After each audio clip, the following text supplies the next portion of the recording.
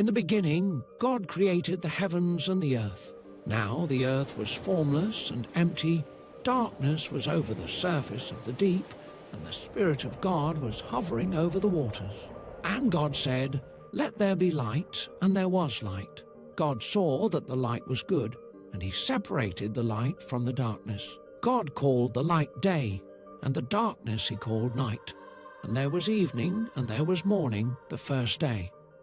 And God said, "Let there be a vault between the waters to separate water from water." So God made the vault, and separated the water under the vault from the water above it. And it was so. God called the vault sky. And there was evening, and there was morning the second day. And God said, "Let the water under the sky be gathered to one place, and let dry ground appear." And it was so.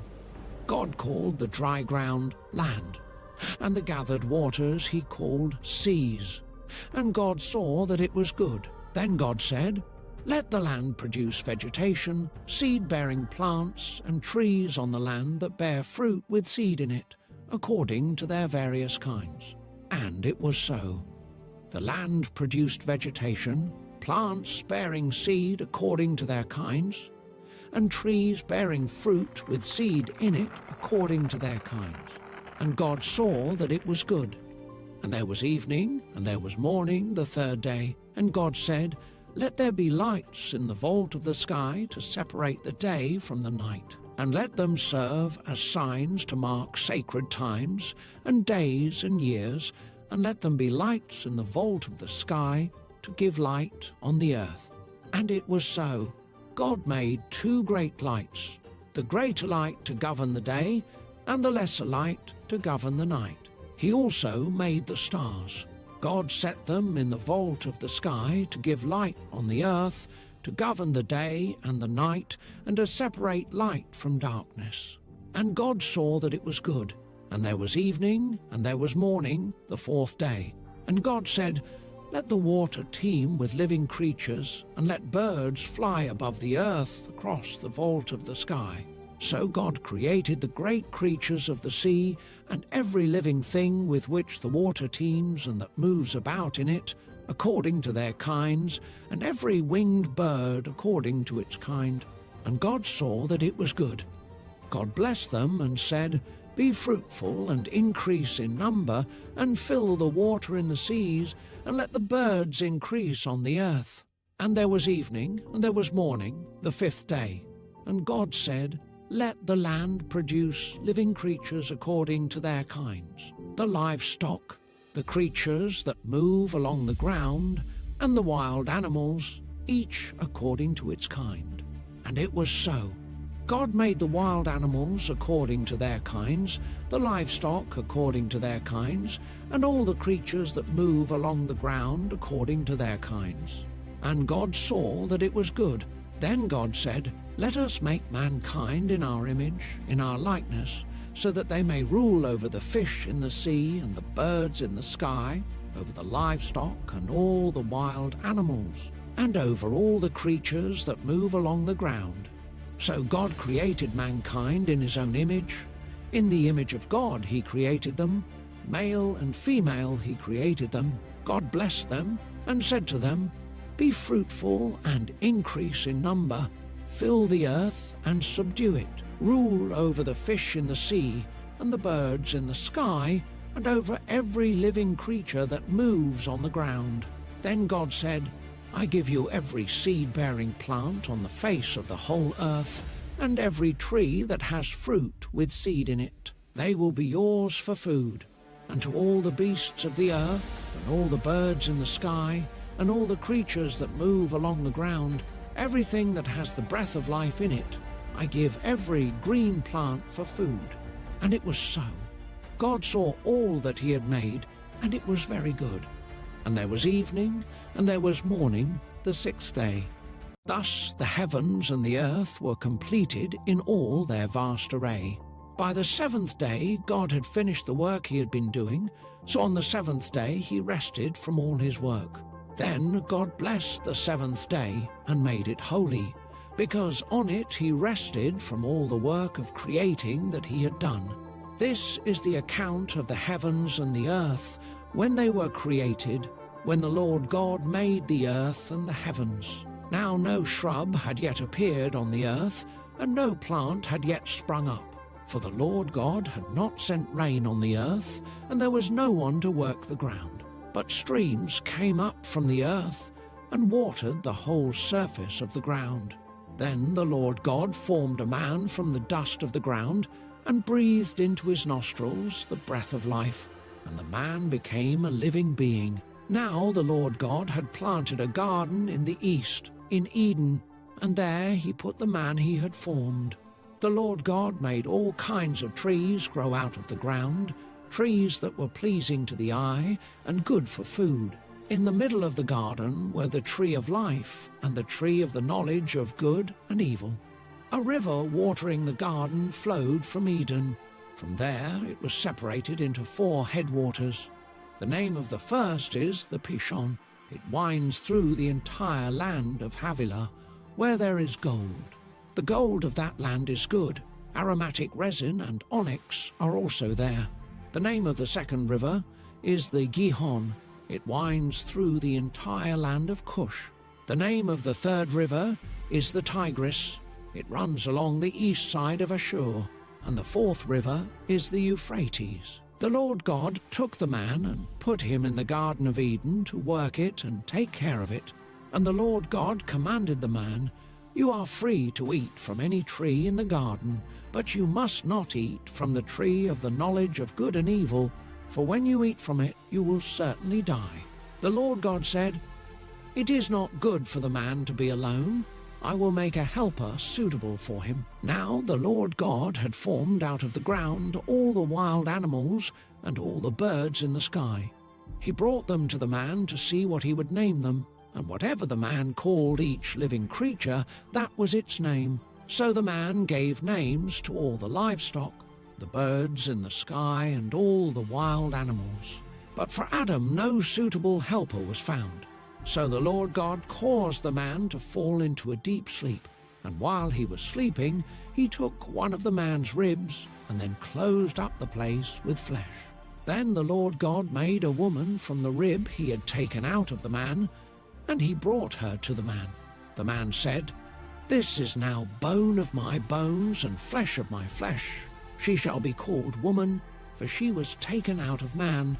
That is why a man leaves his father and mother and is united to his wife, and they become one flesh." Adam and his wife were both naked, and they felt no shame. Now the serpent was more crafty than any of the wild animals the Lord God had made. He said to the woman, "Did God really say, 'You must not eat from any tree in the garden'?" The woman said to the serpent, "We may eat fruit from the trees in the garden, but God did say, 'You must not eat fruit from the tree that is in the middle of the garden, and you must not touch it, or you will die.' You will not certainly die," the serpent said to the woman, "for God knows that when you eat from it, your eyes will be opened, and you will be like God, knowing good and evil." When the woman saw that the fruit of the tree was good for food and pleasing to the eye, and also desirable for gaining wisdom, she took some and ate it. She also gave some to her husband, who was with her, and he ate it. Then the eyes of both of them were opened, and they realized they were naked, so they sewed fig leaves together and made coverings for themselves.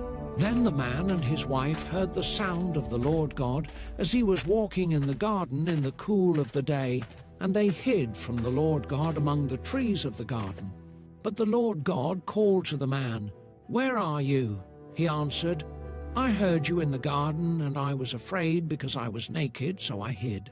And he said, "Who told you that you were naked? Have you eaten from the tree that I commanded you not to eat from?" The man said, "The woman you put here with me, she gave me some fruit from the tree, and I ate it."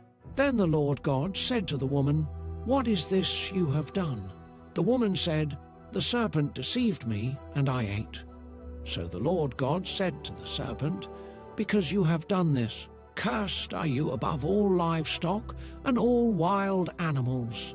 You will crawl on your belly, and you will eat dust all the days of your life. And I will put enmity between you and the woman, and between your offspring and hers. He will crush your head, and you will strike his heel."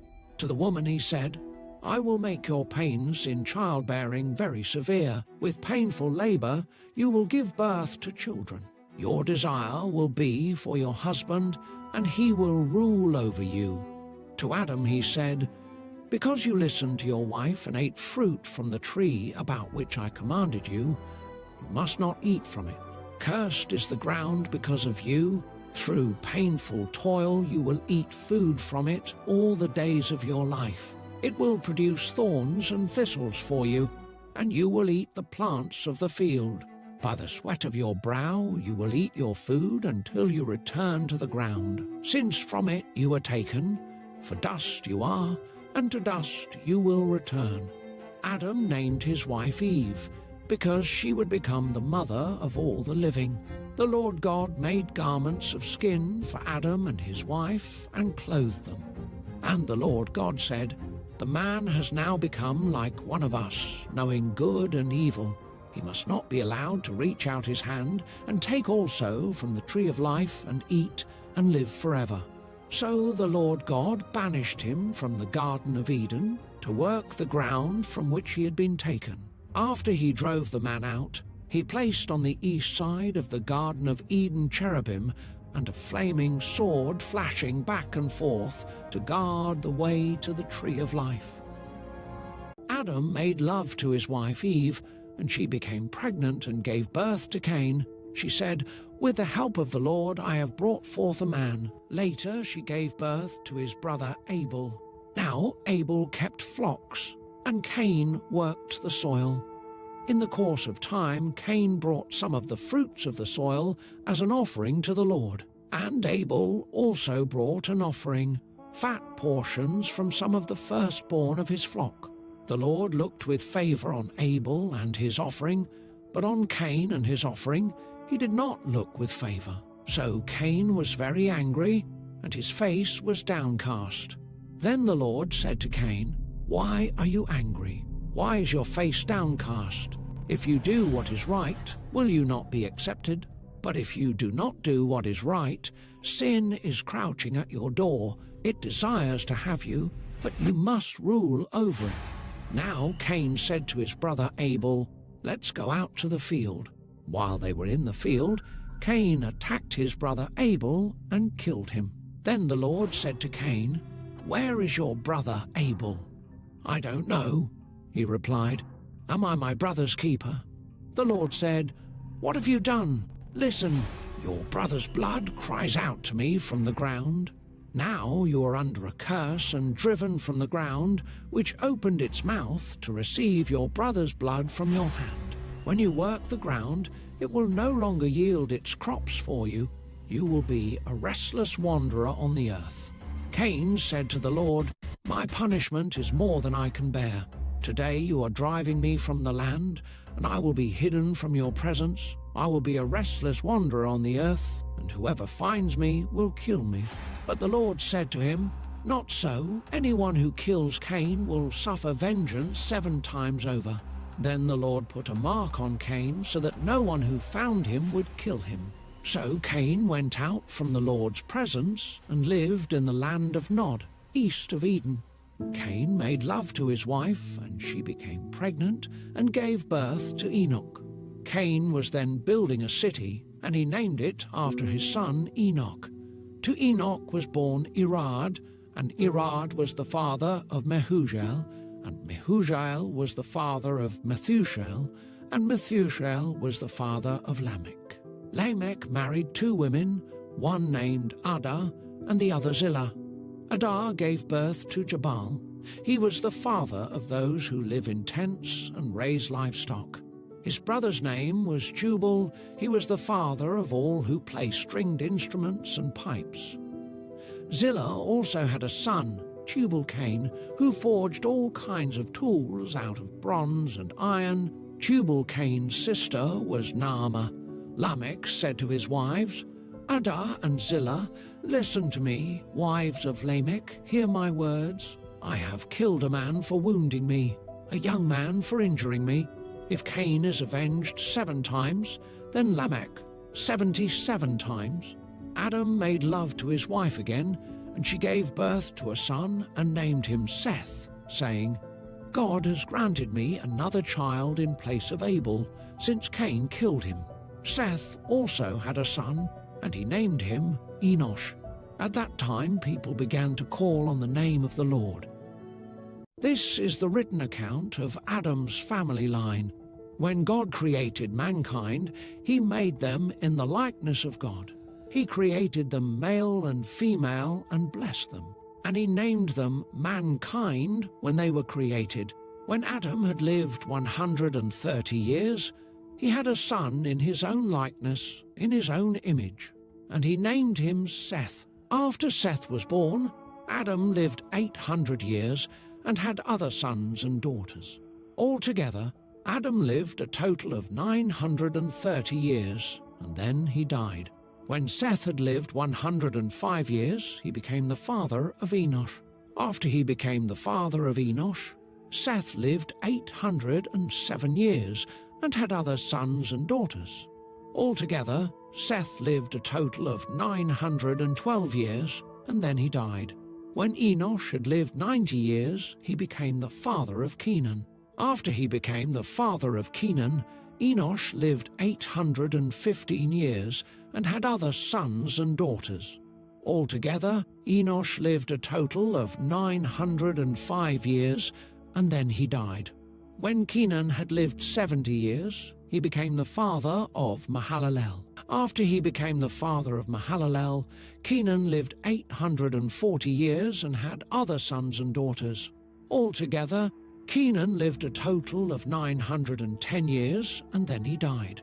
When Mahalalel had lived 65 years, he became the father of Jared. After he became the father of Jared, Mahalalel lived 830 years and had other sons and daughters. Altogether, Mahalalel lived a total of 895 years, and then he died. When Jared had lived 162 years, he became the father of Enoch. After he became the father of Enoch, Jared lived 800 years and had other sons and daughters. Altogether, Jared lived a total of 962 years, and then he died. When Enoch had lived 65 years, he became the father of Methuselah. After he became the father of Methuselah, Enoch walked faithfully with God 300 years and had other sons and daughters. Altogether, Enoch lived a total of 365 years. Enoch walked faithfully with God, then he was no more, because God took him away. When Methuselah had lived 187 years, he became the father of Lamech. After he became the father of Lamech, Methuselah lived 782 years and had other sons and daughters. Altogether, Methuselah lived a total of 969 years, and then he died. When Lamech had lived 182 years, he had a son. He named him Noah and said, "He will comfort us in the labor and painful toil of our hands caused by the ground the Lord has cursed." After Noah was born, Lamech lived 595 years and had other sons and daughters. Altogether, Lamech lived a total of 777 years, and then he died.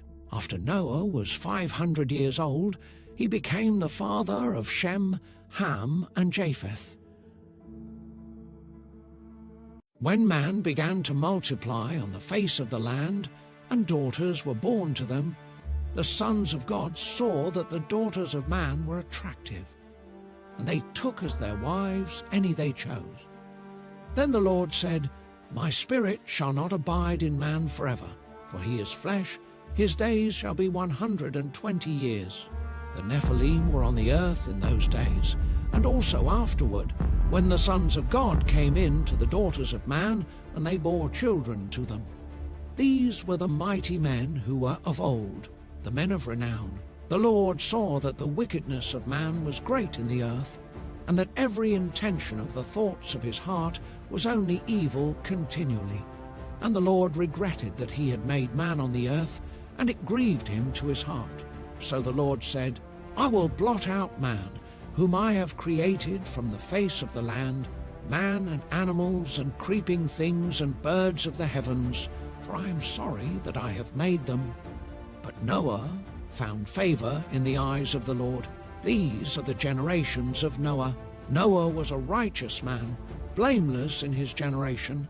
Noah walked with God, and Noah had 3 sons, Shem, Ham, and Japheth.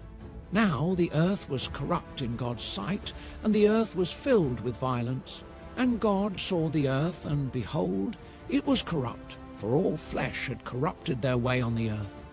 And God said to Noah, I have determined to make an end of all flesh, for the earth is filled with violence through them. Behold, I will destroy them with the earth. Make yourself an ark of gopher wood. Make rooms in the ark, and cover it inside and out with pitch. This is how you are to make it. The length of the ark 300 cubits, its breadth 50 cubits, and its height 30 cubits. Make a roof for the ark, and finish it to a cubit above, and set the door of the ark in its side. Make it with lower, second, and third decks. For behold, I will bring a flood of waters upon the earth to destroy all flesh, in which is the breath of life under heaven. Everything that is on the earth shall die. But I will establish my covenant with you, and you shall come into the ark, you, your sons, your wife, and your sons' wives with you. And of every living thing of all flesh, you shall bring 2 of every sort into the ark, to keep them alive with you. They shall be male and female, of the birds according to their kinds, and of the animals according to their kinds, of every creeping thing of the ground according to its kind. 2 of every sort shall come into you, to keep them alive. Also take with you every sort of food that is eaten, and store it up. It shall serve as food for you and for them. Noah did this. He did all that God commanded him.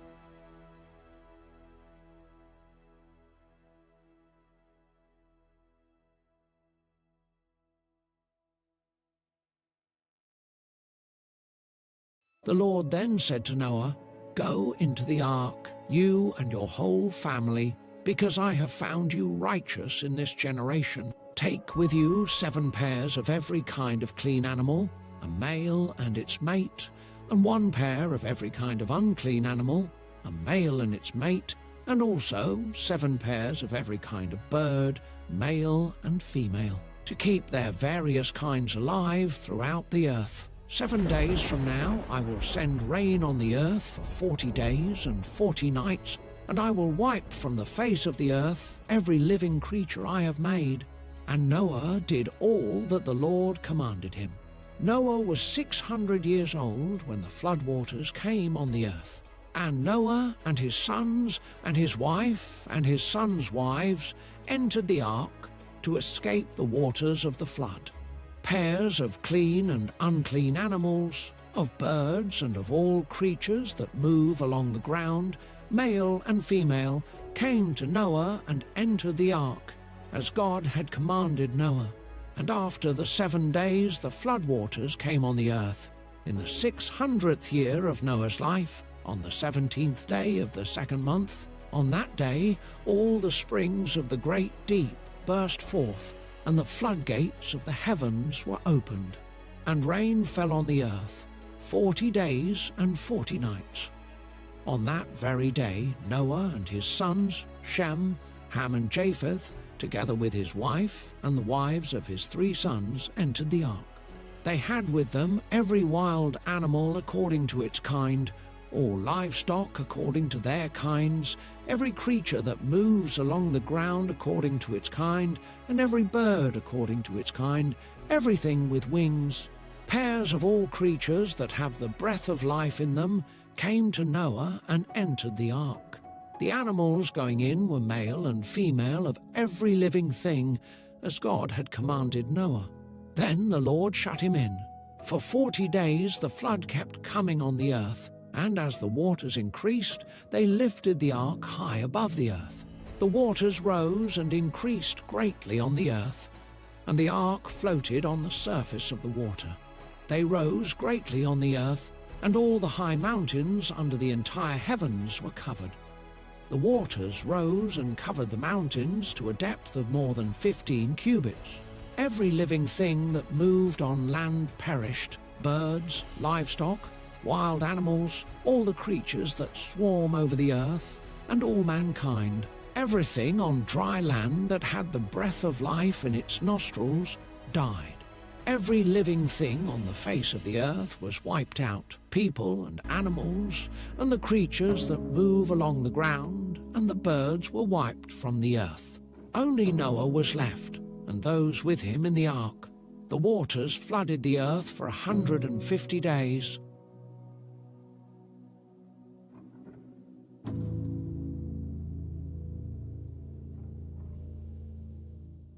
But God remembered Noah and all the wild animals and the livestock that were with him in the ark, and he sent a wind over the earth, and the waters receded. Now the springs of the deep and the floodgates of the heavens had been closed, and the rain had stopped falling from the sky. The water receded steadily from the earth.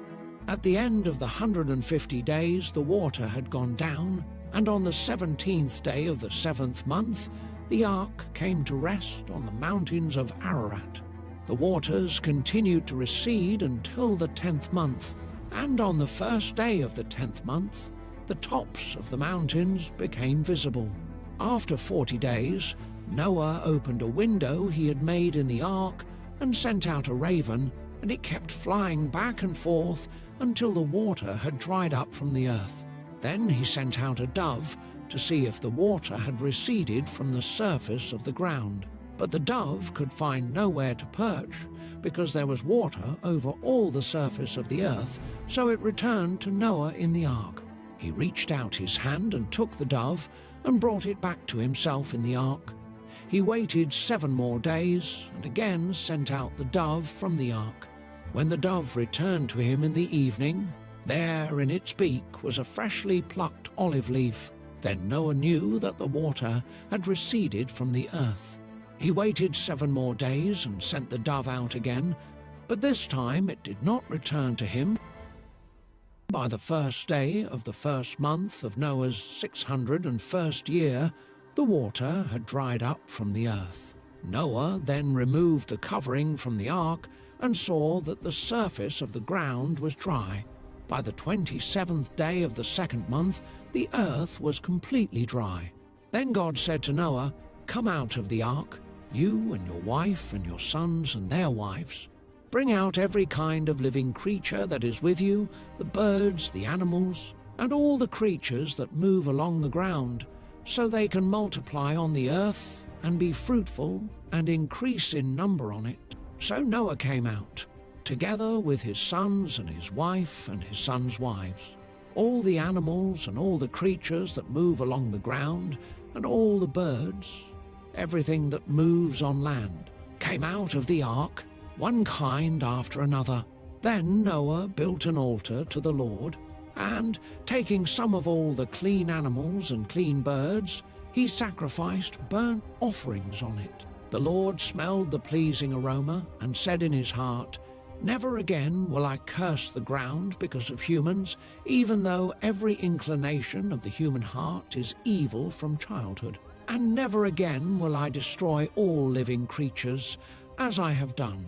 As long as the earth endures, seed time and harvest, cold and heat, summer and winter, day and night will never cease." Then God blessed Noah and his sons, saying to them, "Be fruitful and increase in number and fill the earth. The fear and dread of you will fall on all the beasts of the earth, and on all the birds in the sky, on every creature that moves along the ground, and on all the fish in the sea. They are given into your hands. Everything that lives and moves about will be food for you. Just as I gave you the green plants, I now give you everything. But you must not eat meat that has its lifeblood still in it, and for your lifeblood I will surely demand an accounting. I will demand an accounting from every animal, and from each human being too. I will demand an accounting for the life of another human being. Whoever sheds human blood, by humans shall their blood be shed, for in the image of God has God made mankind. As for you, be fruitful and increase in number, multiply on the earth and increase upon it. Then God said to Noah, and to his sons with him, I now establish my covenant with you, and with your descendants after you, and with every living creature that was with you, the birds, the livestock, and all the wild animals, all those that came out of the ark with you, every living creature on earth. I establish my covenant with you. Never again will all life be destroyed by the waters of a flood. Never again will there be a flood to destroy the earth. And God said, This is the sign of the covenant I am making between me and you and every living creature with you, a covenant for all generations to come. I have set my rainbow in the clouds, and it will be the sign of the covenant between me and the earth. Whenever I bring clouds over the earth and the rainbow appears in the clouds, I will remember my covenant between me and you and all living creatures of every kind. Never again will the waters become a flood to destroy all life. Whenever the rainbow appears in the clouds, I will see it and remember the everlasting covenant between God and all living creatures of every kind on the earth. So God said to Noah, This is the sign of the covenant I have established between me and all life on the earth. The sons of Noah who came out of the ark were Shem, Ham, and Japheth. Ham was the father of Canaan. These were the 3 sons of Noah, and from them came the people who were scattered over the whole earth. Noah, a man of the soil, proceeded to plant a vineyard. When he drank some of its wine, he became drunk and lay uncovered inside his tent. Ham, the father of Canaan, saw his father naked and told his 2 brothers outside. But Shem and Japheth took a garment and laid it across their shoulders. Then they walked in backward and covered their father's naked body. Their faces were turned the other way so that they would not see their father naked. When Noah awoke from his wine and found out what his youngest son had done to him, he said, Cursed be Canaan, the lowest of slaves will he be to his brothers. He also said, Praise be to the Lord, the God of Shem. May Canaan be the slave of Shem. May God extend Japheth's territory. May Japheth live in the tents of Shem, and may Canaan be the slave of Japheth. After the flood, Noah lived 350 years. Noah lived a total of 950 years, and then he died.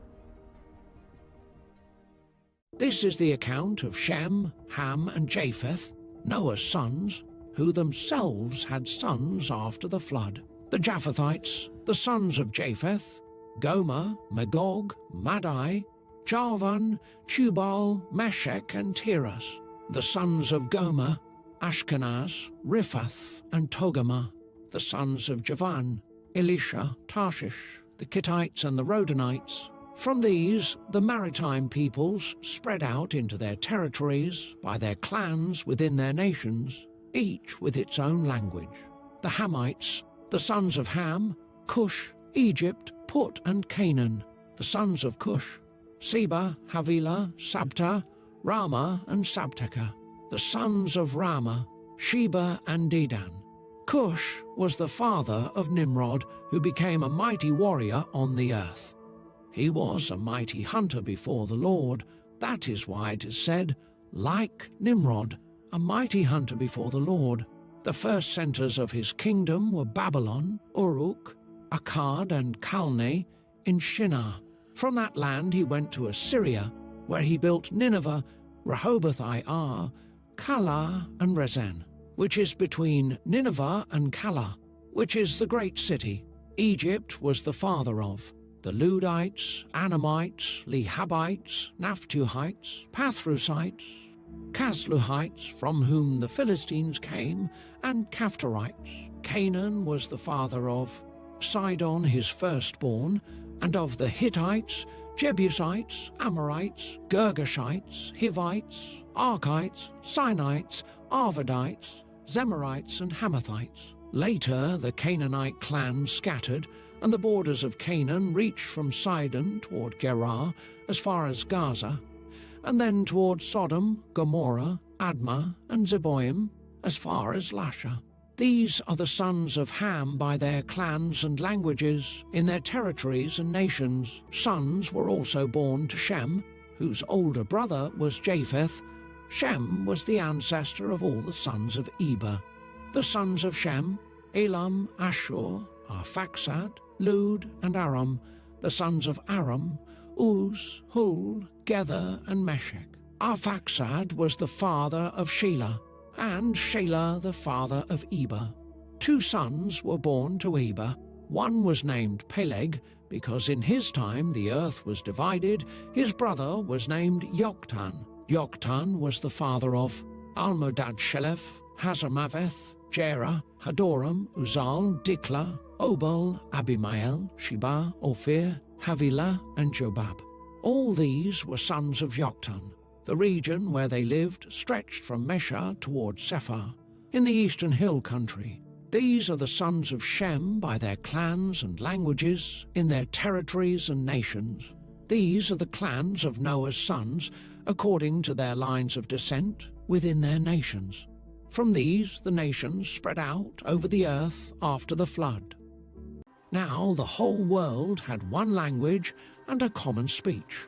As people moved eastward, they found a plain in Shinar and settled there. They said to each other, "Come, let's make bricks and bake them thoroughly." They used brick instead of stone and tar for mortar. Then they said, "Come, let us build ourselves a city with a tower that reaches to the heavens, so that we may make a name for ourselves. Otherwise we will be scattered over the face of the whole earth." But the Lord came down to see the city and the tower the people were building. The Lord said, "If as one people speaking the same language they have begun to do this, then nothing they plan to do will be impossible for them. Come, let us go down and confuse their language so they will not understand each other." So the Lord scattered them from there over all the earth, and they stopped building the city. That is why it was called Babel, because there the Lord confused the language of the whole world. From there the Lord scattered them over the face of the whole earth. This is the account of Shem's family line. 2 years after the flood, when Shem was 100 years old, he became the father of Arphaxad. And after he became the father of Arphaxad, Shem lived 500 years and had other sons and daughters. When Arphaxad had lived 35 years, he became the father of Shelah. And after he became the father of Shelah, Arphaxad lived 403 years and had other sons and daughters. When Shelah had lived 30 years, he became the father of Eber. And after he became the father of Eber, Shelah lived 403 years and had other sons and daughters. When Eber had lived 34 years, he became the father of Peleg. And after he became the father of Peleg, Eber lived 430 years and had other sons and daughters. When Peleg had lived 30 years, he became the father of Reu. And after he became the father of Reu, Peleg lived 209 years and had other sons and daughters. When Reu had lived 32 years, he became the father of Serug. And after he became the father of Serug, Reu lived 207 years and had other sons and daughters. When Serug had lived 30 years, he became the father of Nahor. And after he became the father of Nahor, Serug lived 200 years and had other sons and daughters. When Nahor had lived 29 years, he became the father of Terah. And after he became the father of Terah, Nahor lived 119 years and had other sons and daughters. After Terah had lived 70 years, he became the father of Abram, Nahor, and Haran. This is the account of Terah's family line. Terah became the father of Abram, Nahor, and Haran. and Haran became the father of Lot. While his father Terah was still alive, Haran died in Ur of the Chaldeans, in the land of his birth. Abram and Nahor both married. The name of Abram's wife was Sarai, and the name of Nahor's wife was Milcah. She was the daughter of Haran, the father of both Milcah and Iscah. Now Sarai was childless because she was not able to conceive. Terah took his son Abram, his grandson Lot, son of Haran, and his daughter-in-law Sarai, the wife of his son Abram, and together they set out from Ur of the Chaldeans to go to Canaan. But when they came to Haran, they settled there. Terah lived 205 years, and he died in Haran. The Lord had said to Abram, "Go from your country, your people, and your father's household to the land I will show you. I will make you into a great nation, and I will bless you. I will make your name great, and you will be a blessing. I will bless those who bless you, and whoever curses you I will curse, and all peoples on earth will be blessed through you." So Abram went, as the Lord had told him, and Lot went with him. Abram was 75 years old when he set out from Haran. He took his wife Sarai, his nephew Lot, all the possessions they had accumulated, and the people they had acquired in Haran, and they set out for the land of Canaan, and they arrived there. Abram traveled through the land as far as the site of the great tree of Moreh at Shechem. At that time the Canaanites were in the land. The Lord appeared to Abram and said, "To your offspring I will give this land." So he built an altar there to the Lord who had appeared to him. From there he went on toward the hills east of Bethel and pitched his tent, with Bethel on the west and Ai on the east. There he built an altar to the Lord and called on the name of the Lord. Then Abram set out and continued toward the Negev. Now there was a famine in the land, and Abram went down to Egypt to live there for a while because the famine was severe. As he was about to enter Egypt, he said to his wife Sarai, "I know what a beautiful woman you are. When the Egyptians see you, they will say, 'This is his wife.' Then they will kill me but will let you live. Say you are my sister, so that I will be treated well for your sake, and my life will be spared because of you." When Abram came to Egypt, the Egyptians saw that Sarai was a very beautiful woman, and when Pharaoh's officials saw her, they praised her to Pharaoh, and she was taken into his palace. He treated Abram well for her sake, and Abram acquired sheep and cattle, male and female donkeys, male and female servants, and camels. But the Lord inflicted serious diseases on Pharaoh and his household because of Abram's wife Sarai. So Pharaoh summoned Abram. "What have you done to me?" he said. "Why didn't you tell me she was your wife? Why did you say, 'She is my sister,' so that I took her to be my wife? Now then, here is your wife. Take her and go." Then Pharaoh gave orders about Abram to his men, and they sent him on his way, with his wife and everything he had. So Abram went up from Egypt, he and his wife and all that he had, and Lot with him, into the Negeb. Now Abram was very rich in livestock, in silver and in gold. And he journeyed on from the Negeb as far as Bethel to the place where his tent had been at the beginning, between Bethel and Ai, to the place where he had made an altar at the first. And there Abram called upon the name of the Lord. And Lot, who went with Abram, also had flocks and herds and tents, so that the land could not support both of them dwelling together, for their possessions were so great that they could not dwell together. And there was strife between the herdsmen of Abram's livestock and the herdsmen of Lot's livestock. At that time the Canaanites and the Perizzites were dwelling in the land. Then Abram said to Lot, "Let there be no strife between you and me, and between your herdsmen and my herdsmen, for we are kinsmen. Is not the whole land before you? Separate yourself from me. If you take the left hand, then I will go to the right, or if you take the right hand, then I will go to the left." And Lot lifted up his eyes and saw that the Jordan Valley was well watered everywhere, like the garden of the Lord, like the land of Egypt in the direction of Zoar. This was before the Lord destroyed Sodom and Gomorrah. So Lot chose for himself all the Jordan Valley, and Lot journeyed east. Thus they separated from each other.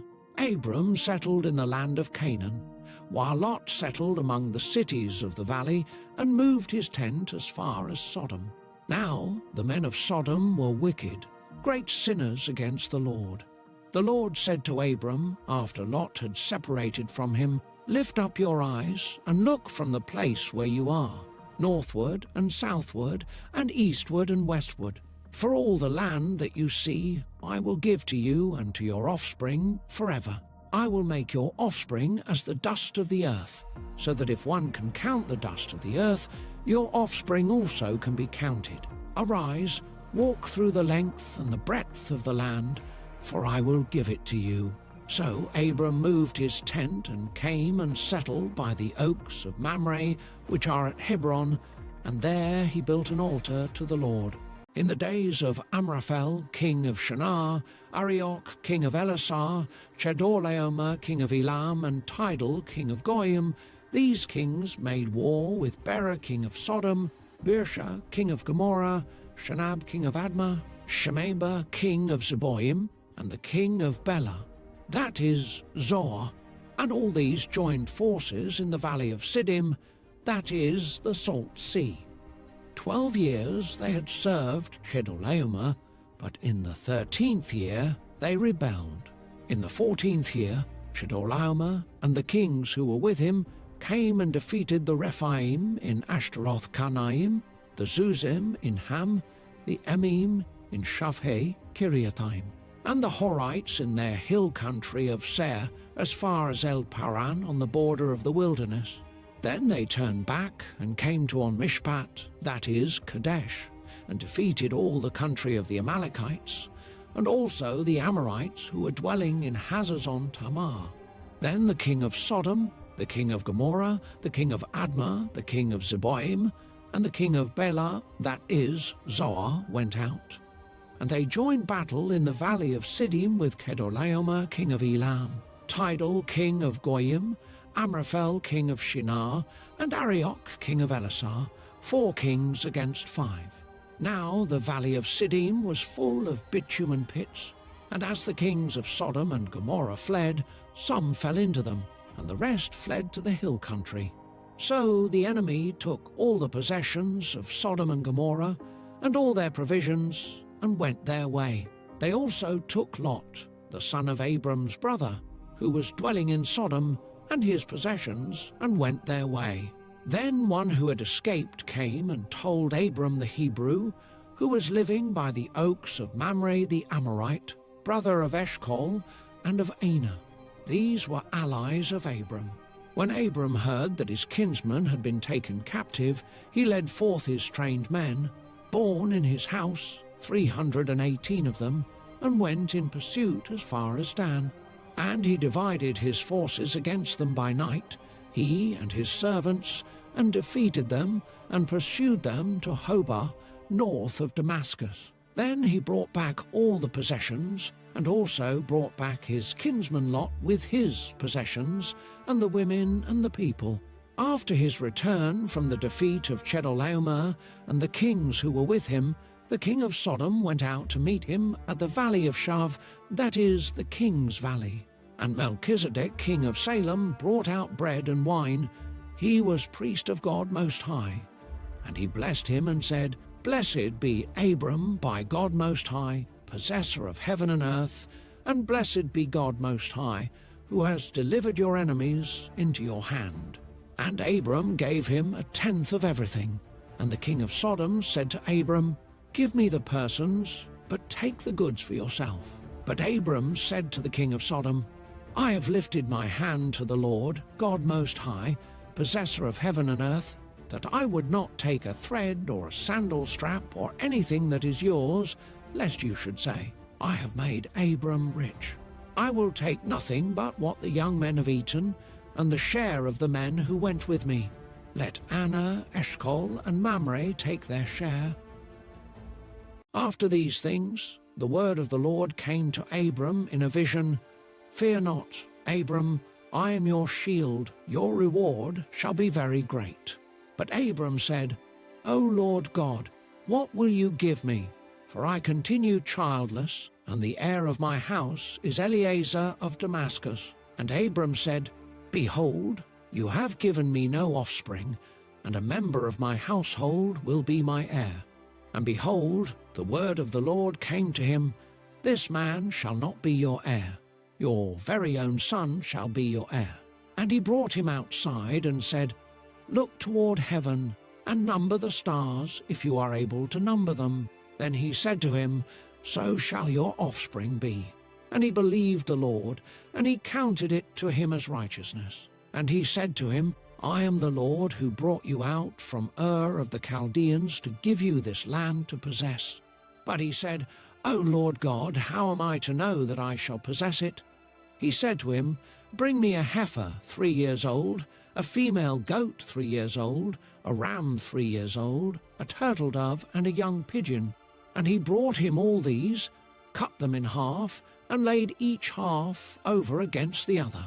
But he did not cut the birds in half, and when birds of prey came down on the carcasses, Abram drove them away. As the sun was going down, a deep sleep fell on Abram, and behold, dreadful and great darkness fell upon him. Then the Lord said to Abram, Know for certain that your offspring will be sojourners in a land that is not theirs, and will be servants there, and they will be afflicted for 400 years. But I will bring judgment on the nation that they serve, and afterward they shall come out with great possessions. As for you, you shall go to your fathers in peace. You shall be buried in a good old age, and they shall come back here in the 4th generation, for the iniquity of the Amorites is not yet complete.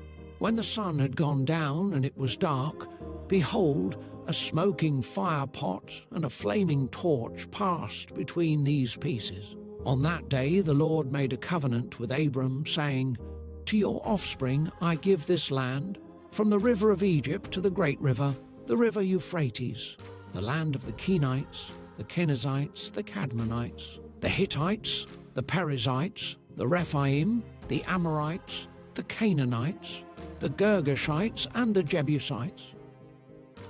Now Sarai, Abram's wife, had borne him no children. She had a female Egyptian servant whose name was Hagar. And Sarai said to Abram, Behold now, the Lord has prevented me from bearing children. Go in to my servant, it may be that I shall obtain children by her. And Abram listened to the voice of Sarai. So after Abram had lived 10 years in the land of Canaan, Sarai, Abram's wife, took Hagar the Egyptian, her servant, and gave her to Abram her husband as a wife. And he went in to Hagar, and she conceived. And when she saw that she had conceived, she looked with contempt on her mistress. And Sarai said to Abram, May the wrong done to me be on you. I gave my servant to your embrace, and when she saw that she had conceived, she looked on me with contempt. May the Lord judge between you and me. But Abram said to Sarai, Behold, your servant is in your power. Do to her as you please.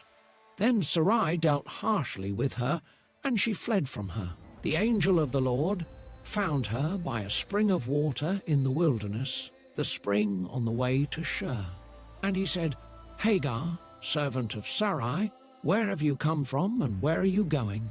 She said, I'm fleeing from my mistress Sarai. The angel of the Lord said to her, Return to your mistress and submit to her. The angel of the Lord also said to her, I will surely multiply your offspring, so that they cannot be numbered for multitude. And the angel of the Lord said to her, Behold, you are pregnant, and shall bear a son. You shall call his name Ishmael, because the Lord has listened to your affliction. He shall be a wild donkey of a man, his hand against everyone, and everyone's hand against him, and he shall dwell over against all his kinsmen. So she called the name of the Lord who spoke to her, "You are a God of seeing," for she said, "Truly here I have seen him who looks after me." Therefore the well was called Beer Lahai Roah. It lies between Kadesh and Bered. And Hagar bore Abram a son, and Abram called the name of his son, whom Hagar bore, Ishmael. Abram was 86 years old when Hagar bore Ishmael to Abram. When Abram was 99 years old, the Lord appeared to Abram and said to him, "I am God Almighty. Walk before me and be blameless, that I may make my covenant between me and you, and may multiply you greatly." Then Abram fell on his face, and God said to him, "Behold, my covenant is with you, and you shall be the father of a multitude of nations. No longer shall your name be called Abram, but your name shall be Abraham, for I have made you the father of a multitude of nations. I will make you exceedingly fruitful, and I will make you into nations, and kings shall come from you. And I will establish my covenant between me and you and your offspring after you throughout their generations for an everlasting covenant, to be God to you and to your offspring after you. And I will give to you and to your offspring after you the land of your sojournings, all the land of Canaan, for an everlasting possession, and I will be their God." And God said to Abraham, "As for you, you shall keep my covenant, you and your offspring after you throughout their generations. This is my covenant which you shall keep between me and you and your offspring after you. Every male among you shall be circumcised. You shall be circumcised in the flesh of your foreskins, and it shall be a sign of the covenant between me and you. He who is 8 days old among you shall be circumcised.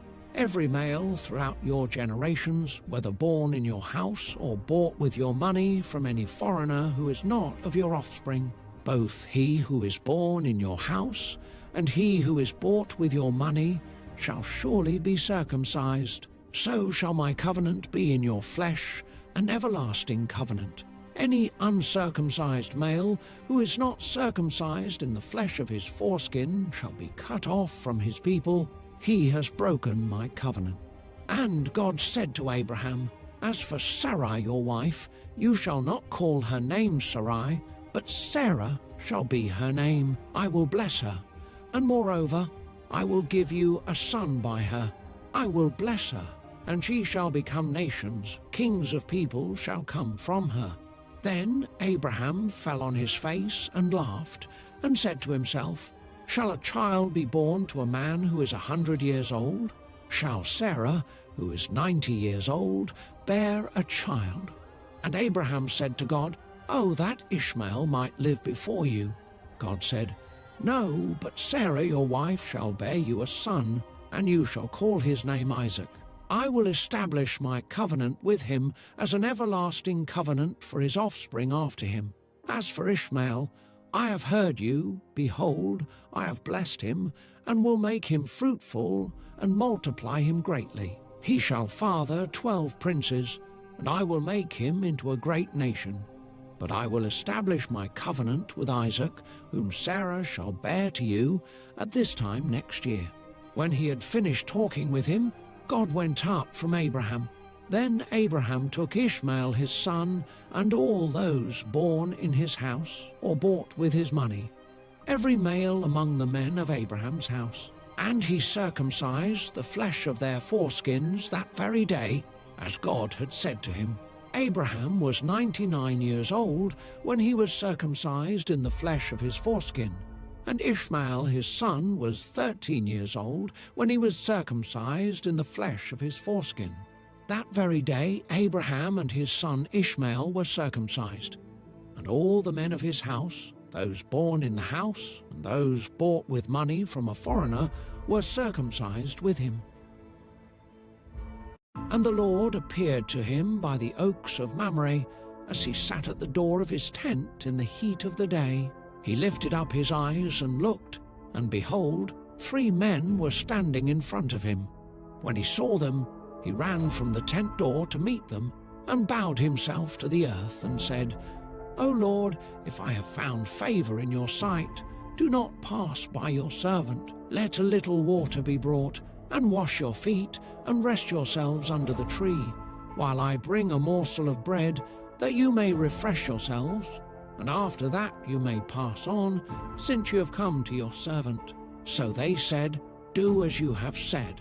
And Abraham went quickly into the tent to Sarah and said, Quick, 3 seahs of fine flour, knead it, and make cakes.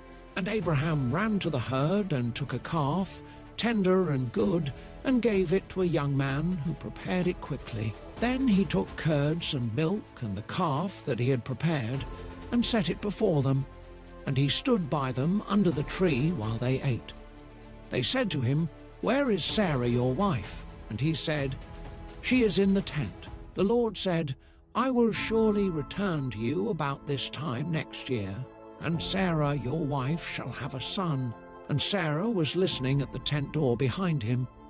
Now Abraham and Sarah were old, advanced in years. The way of women had ceased to be with Sarah. So Sarah laughed to herself, saying, After I am worn out and my Lord is old, shall I have pleasure? The Lord said to Abraham, Why did Sarah laugh and say, Shall I indeed bear a child now that I am old? Is anything too hard for the Lord? At the appointed time I will return to you about this time next year, and Sarah shall have a son. But Sarah denied it, saying, I did not laugh, for she was afraid. He said, No, but you did laugh. Then the men set out from there, and they looked down toward Sodom. And Abraham went with them to set them on their way. The Lord said, Shall I hide from Abraham what I am about to do, seeing that Abraham shall surely become a great and mighty nation, and all the nations of the earth shall be blessed in him? For I have chosen him, that he may command his children and his household after him to keep the way of the Lord by doing righteousness and justice, so that the Lord may bring to Abraham what he has promised him. Then the Lord said, Because the outcry against Sodom and Gomorrah is great, and their sin is very grave, I will go down to see whether they have done altogether according to the outcry that has come to me. And if not, I will know. So the men turned from there and went toward Sodom, but Abraham still stood before the Lord. Then Abraham drew near and said, Will you indeed sweep away the righteous with the wicked? Suppose there are 50 righteous within the city. Will you then sweep away the place, and not spare it for the 50 righteous who are in it? Far be it from you to do such a thing, to put the righteous to death with the wicked, so that the righteous fare as the wicked. Far be that from you. Shall not the judge of all the earth do what is just? And the Lord said, If I find at Sodom 50 righteous in the city, I will spare the whole place for their sake. Abraham answered and said, Behold, I have undertaken to speak to the Lord, I who am but dust and ashes. Suppose 5 of the 50 righteous are lacking. Will you destroy the whole city for lack of 5? And he said, I will not destroy it if I find 45 there. Again he spoke to him and said, Suppose 40 are found there. He answered, For the sake of 40, I will not do it. Then he said, Oh, let not the Lord be angry, and I will speak. Suppose 30 are found there. He answered, I will not do it if I find 30 there. He said, Behold, I have undertaken to speak to the Lord. Suppose 20 are found there. He answered, For the sake of 20, I will not destroy it. Then he said, Oh, let not the Lord be angry, and I will speak again, but this once. Suppose 10 are found there. He answered, For the sake of 10, I will not destroy it. And the Lord went his way when he had finished speaking to Abraham, and Abraham returned to his place. The 2 angels came to Sodom in the evening, and Lot was sitting in the gate of Sodom. When Lot saw them, he rose to meet them, and bowed himself with his face to the earth, and said, My lords, please turn aside to your servant's house, and spend the night, and wash your feet. Then you may rise up early and go on your way." They said, "No, we will spend the night in the town square." But he pressed them strongly, so they turned aside to him and entered his house. And he made them a feast and baked unleavened bread, and they ate. But before they lay down, the men of the city, the men of Sodom, both young and old, all the people to the last man, surrounded the house. And they called to Lot, "Where are the men who came to you tonight? Bring them out to us, that we may know them."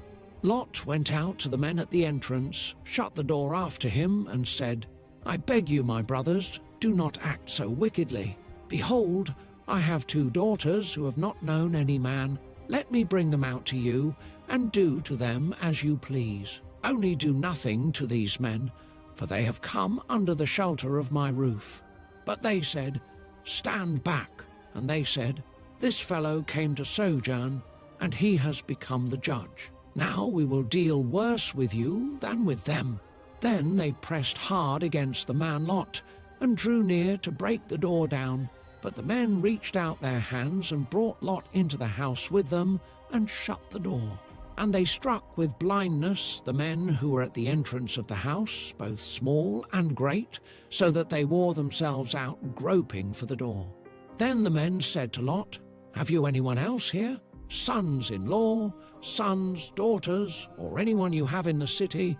Bring them out of the place, for we are about to destroy this place, because the outcry against its people has become great before the Lord, and the Lord has sent us to destroy it." So Lot went out and said to his sons-in-law, who were to marry his daughters, "Up, get out of this place, for the Lord is about to destroy the city." But he seemed to his sons-in-law to be jesting. As morning dawned, the angels urged Lot, saying, "Up, take your wife and your 2 daughters who are here, lest you be swept away in the punishment of the city." But he lingered. So the men seized him and his wife and his 2 daughters by the hand, the Lord being merciful to him, and they brought him out and set him outside the city. And as they brought them out, one said, "Escape for your life. Do not look back or stop anywhere in the valley. Escape to the hills, lest you be swept away." And Lot said to them, "Oh no, my lords.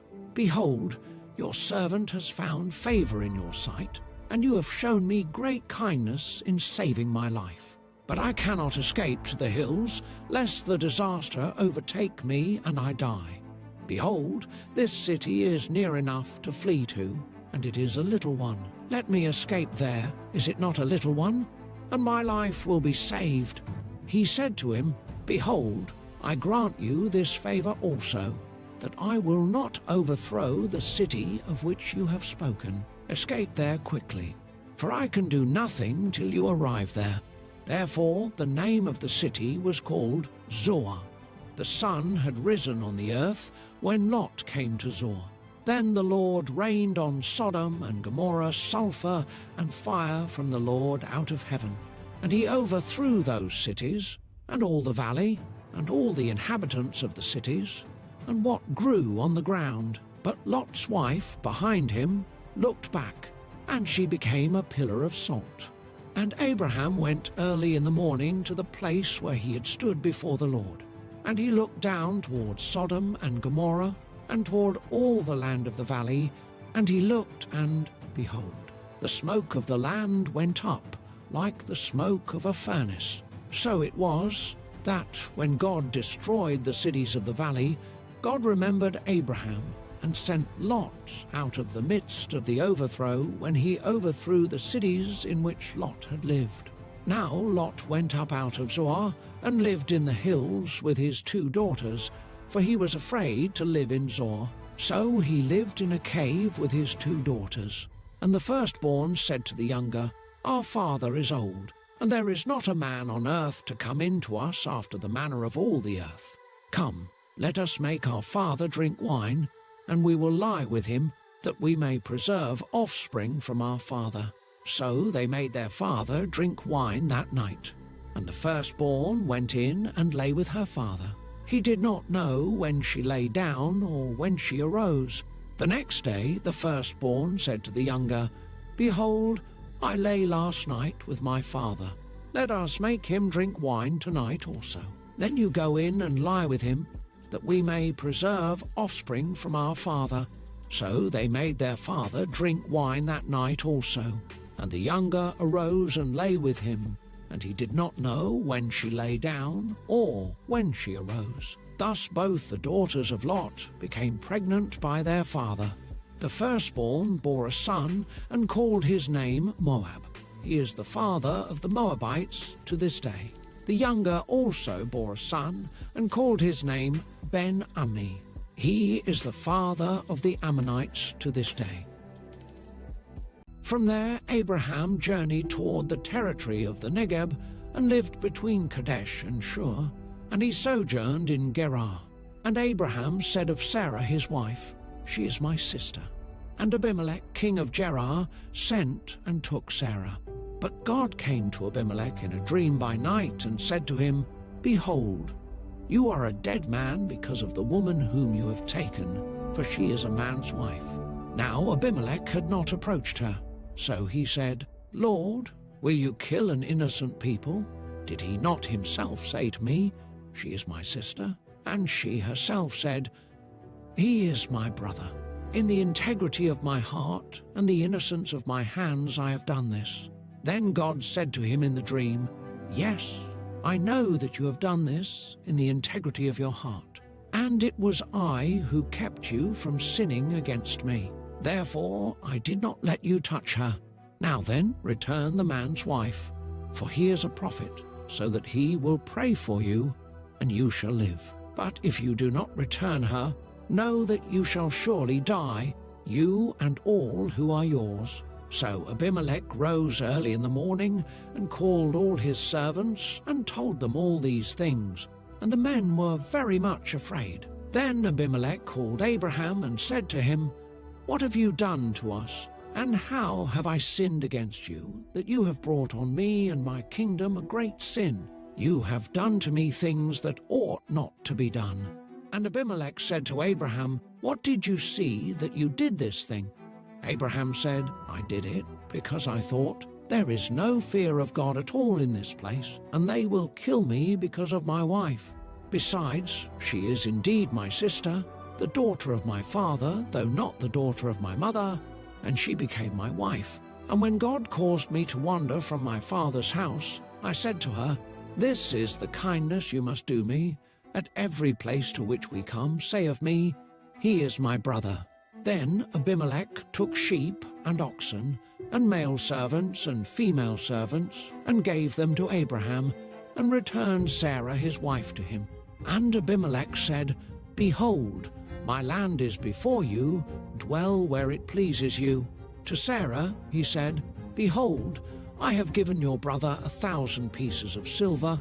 It is a sign of your innocence in the eyes of all who are with you, and before everyone you are vindicated.'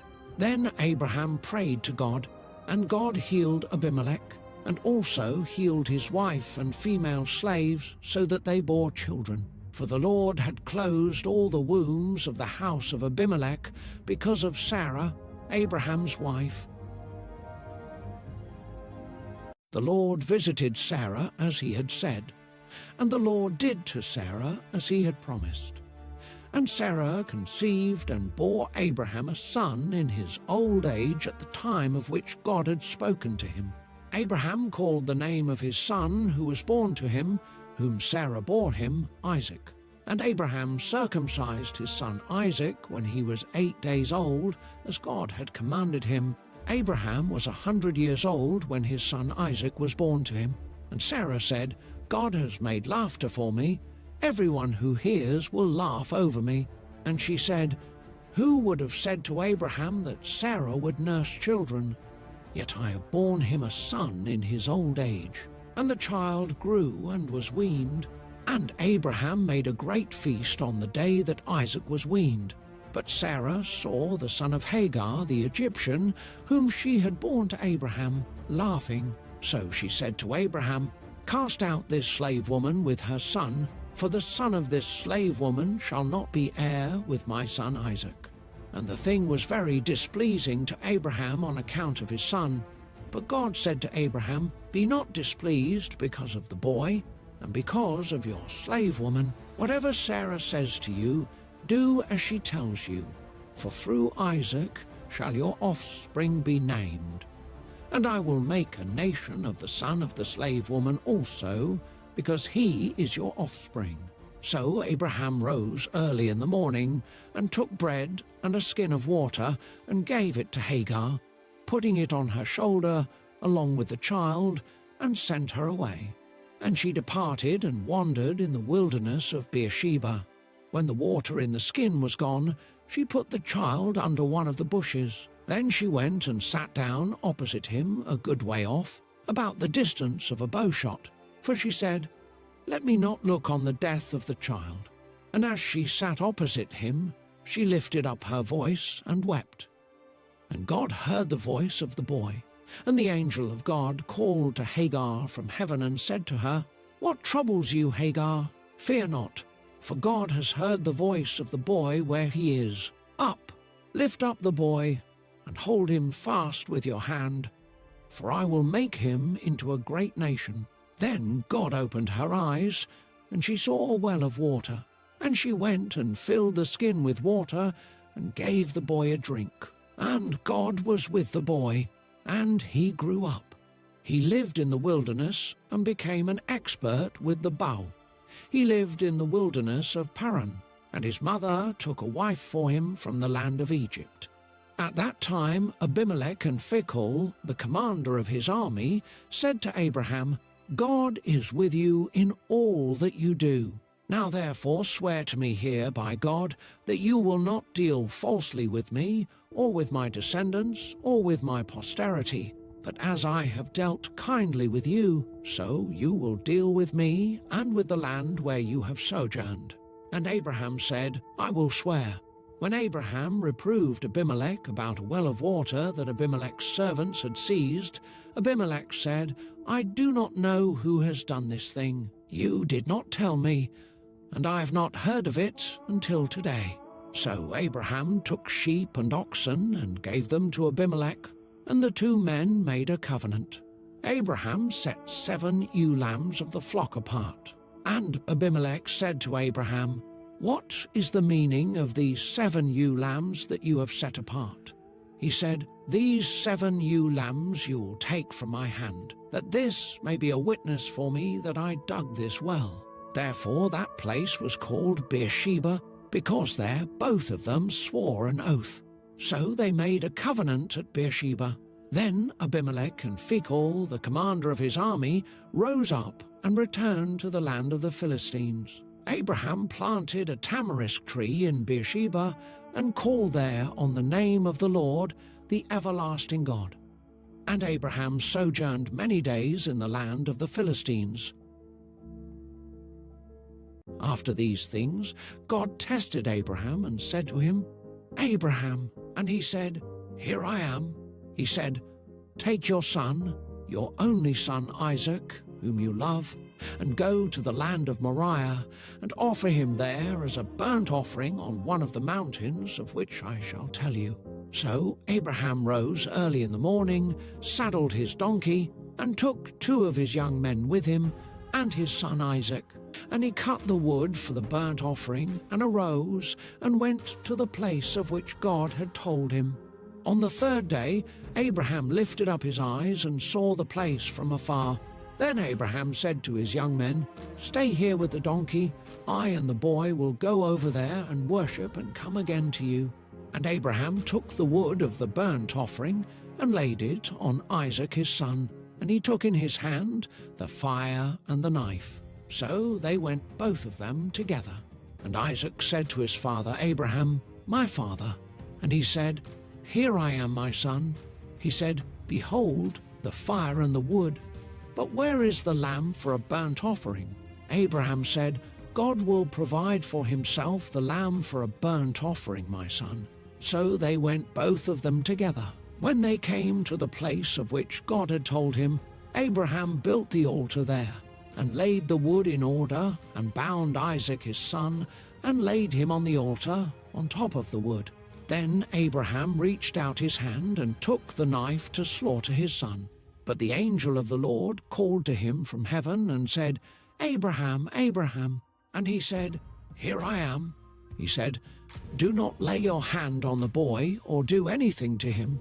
For now I know that you fear God, seeing you have not withheld your son, your only son, from me." And Abraham lifted up his eyes and looked, and behold, behind him was a ram caught in a thicket by his horns.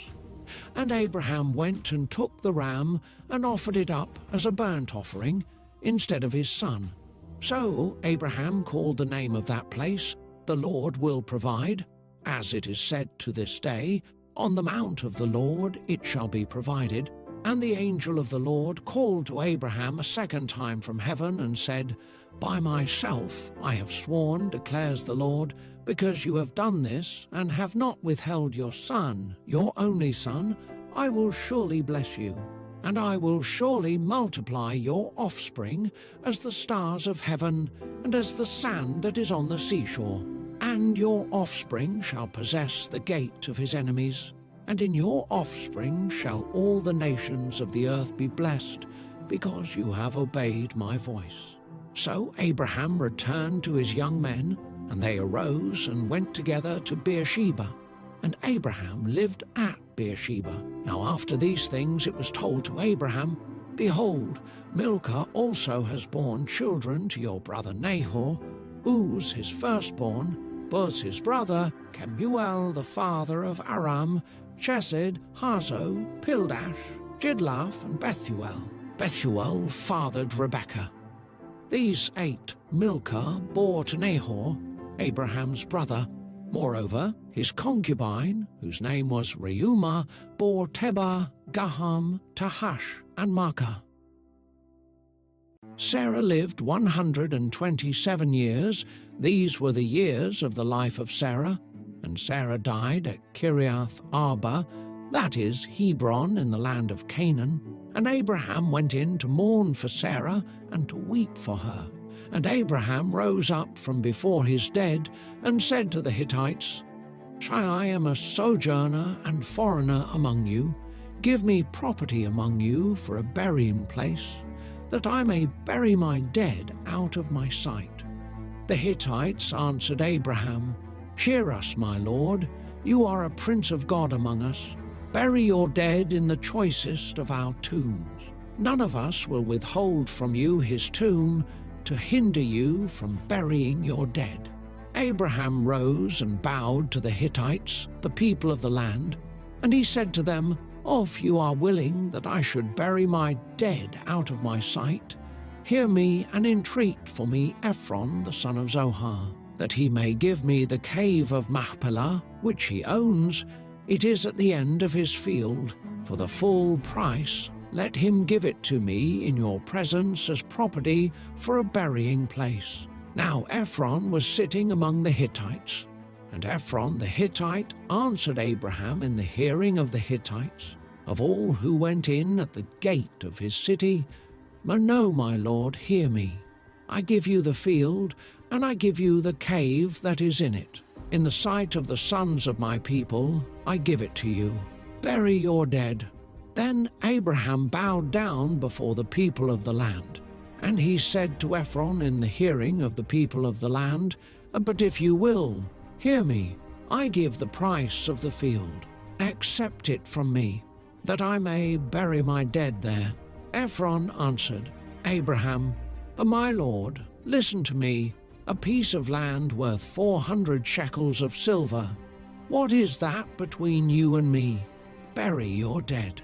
Abraham listened to Ephron, and Abraham weighed out for Ephron the silver that he had named in the hearing of the Hittites, 400 shekels of silver, according to the weights current among the merchants. So the field of Ephron in Machpelah, which was to the east of Mamre, the field with the cave that was in it and all the trees that were in the field, throughout its whole area, was made over to Abraham as a possession in the presence of the Hittites, before all who went in at the gate of his city. After this, Abraham buried Sarah his wife in the cave of the field of Machpelah, east of Mamre, that is Hebron, in the land of Canaan. The field and the cave that is in it were made over to Abraham as property for a burying place by the Hittites. Now Abraham was old, well advanced in years, and the Lord had blessed Abraham in all things. And Abraham said to his servant, the oldest of his household, who had charge of all that he had, "Put your hand under my thigh, that I may make you swear by the Lord, the God of heaven and God of the earth, that you will not take a wife for my son from the daughters of the Canaanites, among whom I dwell, but will go to my country and to my kindred, and take a wife for my son Isaac." The servant said to him, "Perhaps the woman may not be willing to follow me to this land. Must I then take your son back to the land from which you came?" Abraham said to him, "See to it that you do not take my son back there. The Lord, the God of heaven, who took me from my father's house and from the land of my kindred, and who spoke to me and swore to me, 'To your offspring I will give this land. He will send his angel before you, and you shall take a wife for my son from there.' But if the woman is not willing to follow you, then you will be free from this oath of mine. Only you must not take my son back there." So the servant put his hand under the thigh of Abraham his master, and swore to him concerning this matter. Then the servant took 10 of his master's camels and departed, taking all sorts of choice gifts from his master. And he arose and went to Mesopotamia, to the city of Nahor. And he made the camels kneel down outside the city by the well of water at the time of evening, the time when women go out to draw water. And he said, "So, Lord, God of my master Abraham, please grant me success today and show steadfast love to my master Abraham. Behold, I am standing by the spring of water, and the daughters of the men of the city are coming out to draw water. Let the young woman to whom I shall say, 'Please let down your jar that I may drink,' and who shall say, 'Drink, and I will water your camels,' let her be the one whom you have appointed for your servant Isaac. By this I shall know that you have shown steadfast love to my master." Before he had finished speaking, behold, Rebekah, who was born to Bethuel the son of Milcah, the wife of Nahor, Abraham's brother, came out with her water jar on her shoulder. The young woman was very attractive in appearance, a maiden whom no man had known. She went down to the spring and filled her jar and came up. Then the servant ran to meet her and said, "Please give me a little water to drink from your jar." She said, "Drink, my lord." And she quickly let down her jar upon her hand and gave him a drink. When she had finished giving him a drink, she said, "Sinai will draw water for your camels also until they have finished drinking." So she quickly emptied her jar into the trough and ran again to the well to draw water, and she drew for all his camels. The man gazed at her in silence to learn whether the Lord had prospered his journey or not. When the camels had finished drinking, the man took a gold ring weighing a half shekel and 2 bracelets for her arms weighing 10 gold shekels, and said, "Please tell me whose daughter you are.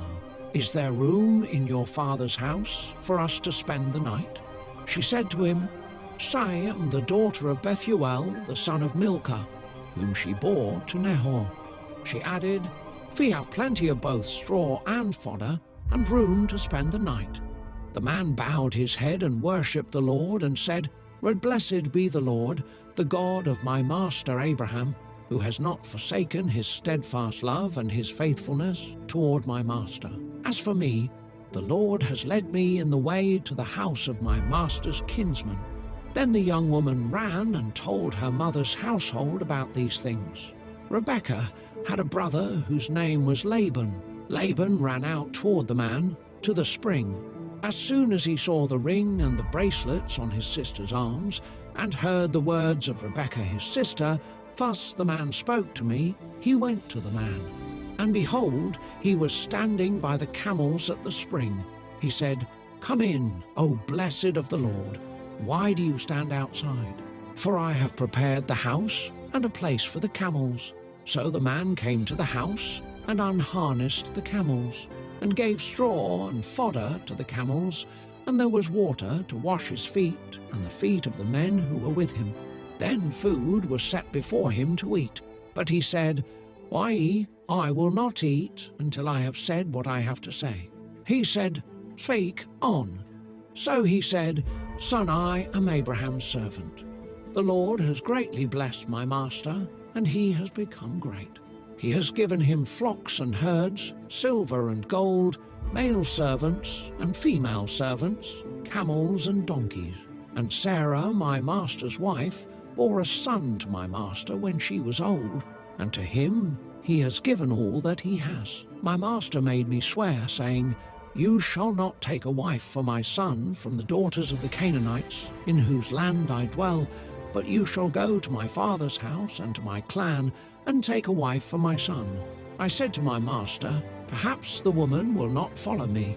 But he said to me, 'The Lord before whom I have walked will send his angel with you and prosper your way. You shall take a wife for my son from my clan and from my father's house. Then you will be free from my oath when you come to my clan. And if they will not give her to you, you will be free from my oath.' I came today to the spring and said, 'O Lord, the God of my master Abraham, if now you are prospering the way that I go, behold, I am standing by the spring of water. Let the virgin who comes out to draw water, to whom I shall say, "Please give me a little water from your jar to drink," and who will say to me, "Drink, and I will draw for your camels also." Let her be the woman whom the Lord has appointed for my master's son." Before I had finished speaking in my heart, behold, Rebekah came out with her water jar on her shoulder, and she went down to the spring and drew water. I said to her, "Please let me drink." She quickly let down her jar from her shoulder and said, "Drink, and I will give your camels drink also." So I drank, and she gave the camels drink also. Then I asked her, "Whose daughter are you?" She said, "The daughter of Bethuel, Nahor's son, whom Milcah bore to him." So I put the ring on her nose and the bracelets on her arms.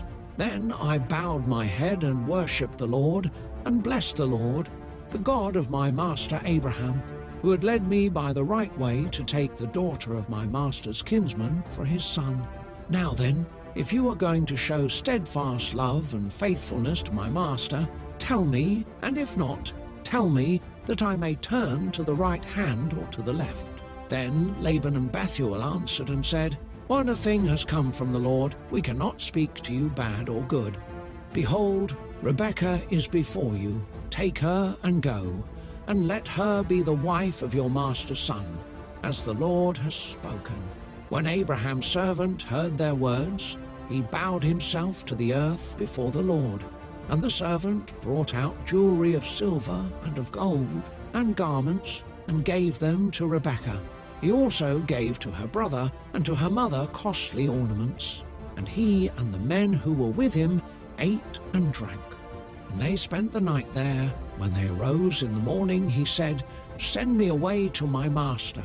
Her brother and her mother said, "Let the young woman remain with us a while, at least 10 days. After that she may go." But he said to them, "Do not delay me, since the Lord has prospered my way. Send me away that I may go to my master." They said, "Let us call the young woman and ask her." And they called Rebekah and said to her, "Will you go with this man?" She said, "On I will go." So they sent away Rebekah their sister and her nurse, and Abraham's servant and his men. And they blessed Rebekah and said to her, "O sister, may you become thousands of 10,000s, and may your offspring possess the gate of those who hate him." Then Rebekah and her young women arose and rode on the camels and followed the man. Thus the servant took Rebekah and went his way. Now Isaac had returned from Beer Lahai Roi and was dwelling in the Negeb. And Isaac went out to meditate in the field toward evening, and he lifted up his eyes and saw, and behold, there were camels coming. And Rebekah lifted up her eyes, and when she saw Isaac, She dismounted from the camel and said to the servant, "Who is that man walking in the field to meet us?" The servant said, "Is my master." So she took her veil and covered herself. And the servant told Isaac all the things that he had done. Then Isaac brought her into the tent of Sarah his mother, and took Rebekah, and she became his wife, and he loved her. So Isaac was comforted after his mother's death. Abraham took another wife, whose name was Keturah. She bore him Zimran, Jokshan, Medan, Midian, Ishbak, and Shua. Jokshan fathered Sheba and Dedan. The sons of Dedan were Ashurim, Letushim, and Leumim. The sons of Midian were Ephah, Hanoch, Abida, and Eldah. All these were the children of Keturah. Abraham gave all he had to Isaac, but to the sons of his concubines Abraham gave gifts. And while he was still living, he sent them away from his son Isaac, eastward to the east country. These are the days of the years of Abraham's life, 175 years. Abraham breathed his last and died in a good old age, an old man and full of years, and was gathered to his people. Isaac and Ishmael, his sons, buried him in the cave of Machpelah, in the field of Ephron, the son of Zohar, the Hittite, east of Mamre, the field that Abraham purchased from the Hittites. There Abraham was buried, with Sarah his wife. After the death of Abraham, God blessed Isaac his son, and Isaac settled at Beer-lahai-roi. These are the generations of Ishmael, Abraham's son, whom Hagar the Egyptian, Sarah's servant, bore to Abraham. These are the names of the sons of Ishmael, named in the order of their birth: Nebaioth, the firstborn of Ishmael, and Kedar, Adbeel, Mibsam, Mishma, Duma, Massa, Hadad, Tema, Jetor, Naphish, and Kedema. These are the sons of Ishmael, and these are their names, by their villages and by their encampments, 12 princes according to their tribes. These are the years of the life of Ishmael, 137 years. He breathed his last and died, and was gathered to his people. They settled from Havilah to Shur, which is opposite Egypt in the direction of Assyria. He settled over against all his kinsmen. These are the generations of Isaac, Abraham's son. Abraham fathered Isaac, and Isaac was 40 years old when he took Rebekah, the daughter of Bethuel the Aramean of Paddan Aram, the sister of Laban the Aramean, to be his wife. And Isaac prayed to the Lord for his wife, because she was barren, and the Lord granted his prayer, and Rebekah his wife conceived. The children struggled together within her, and she said, "If it is thus, why is this happening to me?" So she went to inquire of the Lord. And the Lord said to her, "2 nations are in your womb, and 2 peoples from within you shall be divided. The one shall be stronger than the other, the older shall serve the younger." When her days to give birth were completed, behold, there were twins in her womb. The first came out red, all his body like a hairy cloak, so they called his name Esau. Afterward his brother came out with his hand holding Esau's heel, so his name was called Jacob. Isaac was 60 years old when she bore them. When the boys grew up, Esau was a skillful hunter, a man of the field, while Jacob was a quiet man, dwelling in tents. Isaac loved Esau because he ate of his game, but Rebekah loved Jacob. Once when Jacob was cooking stew, Esau came in from the field, and he was exhausted. And Esau said to Jacob, "Let me eat some of that red stew, for I am exhausted." Therefore his name was called Edom. Jacob said, "Sell me your birthright now." Esau said, "Son, I am about to die. Of what use is a birthright to me?" Jacob said, "Swear to me now." So he swore to him and sold his birthright to Jacob. Then Jacob gave Esau bread and lentil stew, and he ate and drank and rose and went his way. Thus Esau despised his birthright. Now there was a famine in the land, besides the former famine that was in the days of Abraham. And Isaac went to Gerar to Abimelech king of the Philistines. And the Lord appeared to him and said, "Do not go down to Egypt, dwell in the land of which I shall tell you. Sojourn in this land, and I will be with you and will bless you. For to you and to your offspring I will give all these lands, and I will establish the oath that I swore to Abraham your father. I will multiply your offspring as the stars of heaven, and will give to your offspring all these lands. And in your offspring all the nations of the earth shall be blessed, because Abraham obeyed my voice and kept my charge, my commandments, my statutes, and my laws." So Isaac settled in Gerar. When the men of the place asked him about his wife, he said, "She is my sister," for he feared to say, "My wife," thinking, "Unless the men of the place should kill me because of Rebekah, because she was attractive in appearance." When he had been there a long time, Abimelech king of the Philistines looked out of a window and saw Isaac laughing with Rebekah his wife.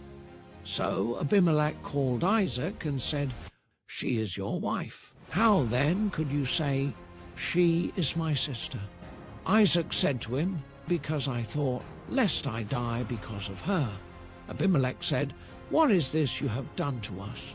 One of the people might easily have lain with your wife, and you would have brought guilt upon us." So Abimelech warned all the people, saying, "Whatever touches this man or his wife shall surely be put to death." And Isaac sowed in that land, and reaped in the same year 100-fold. The Lord blessed him, and the man became rich, and gained more and more until he became very wealthy. He had possessions of flocks and herds and many servants, so that the Philistines envied him.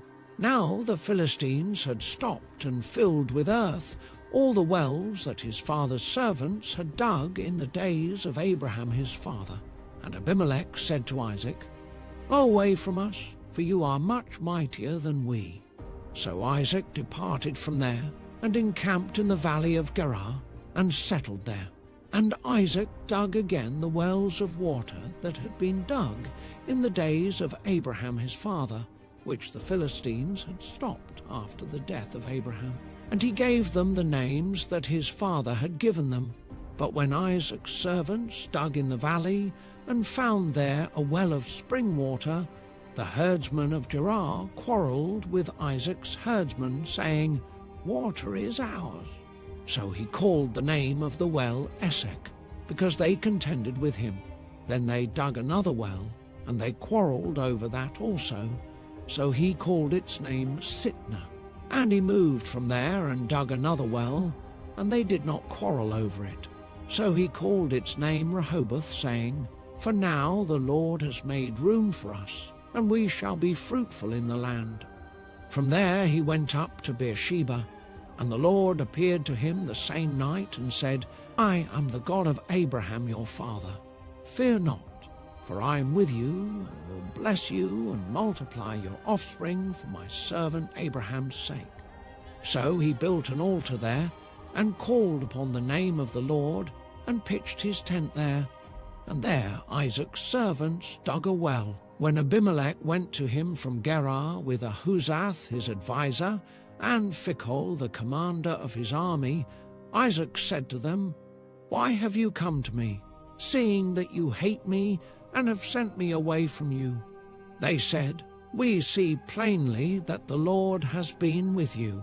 So we said, "Let there be a sworn pact between us, between you and us, and let us make a covenant with you, that you will do us no harm, just as we have not touched you, and have done to you nothing but good, and have sent you away in peace. You are now the blessed of the Lord." So he made them a feast, and they ate and drank. In the morning they rose early and exchanged oaths, and Isaac sent them on their way, and they departed from him in peace. That same day Isaac's servants came and told him about the well that they had dug, and said to him, "We have found water." He called it Sheba. Therefore the name of the city is Beersheba to this day. When Esau was 40 years old, he took Judith, the daughter of Beeri the Hittite, to be his wife, and Basemath, the daughter of Elon the Hittite, and they made life bitter for Isaac and Rebekah. When Isaac was old, and his eyes were so weak that he could no longer see, he called for Esau, his older son, and said to him, "For my son." "Here I am," he answered. Isaac said, "I am now an old man, and don't know the day of my death.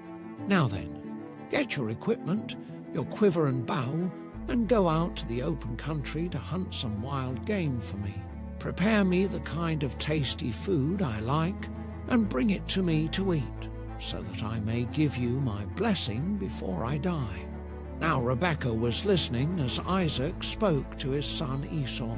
When Esau left for the open country to hunt game and bring it back, Rebekah said to her son Jacob, "Look, I overheard your father say to your brother Esau, 'Bring me some game and prepare me some tasty food to eat, so that I may give you my blessing in the presence of the Lord before I die.' Now, my son, listen carefully and do what I tell you. Go out to the flock and bring me 2 choice young goats, so I can prepare some tasty food for your father, just the way he likes it.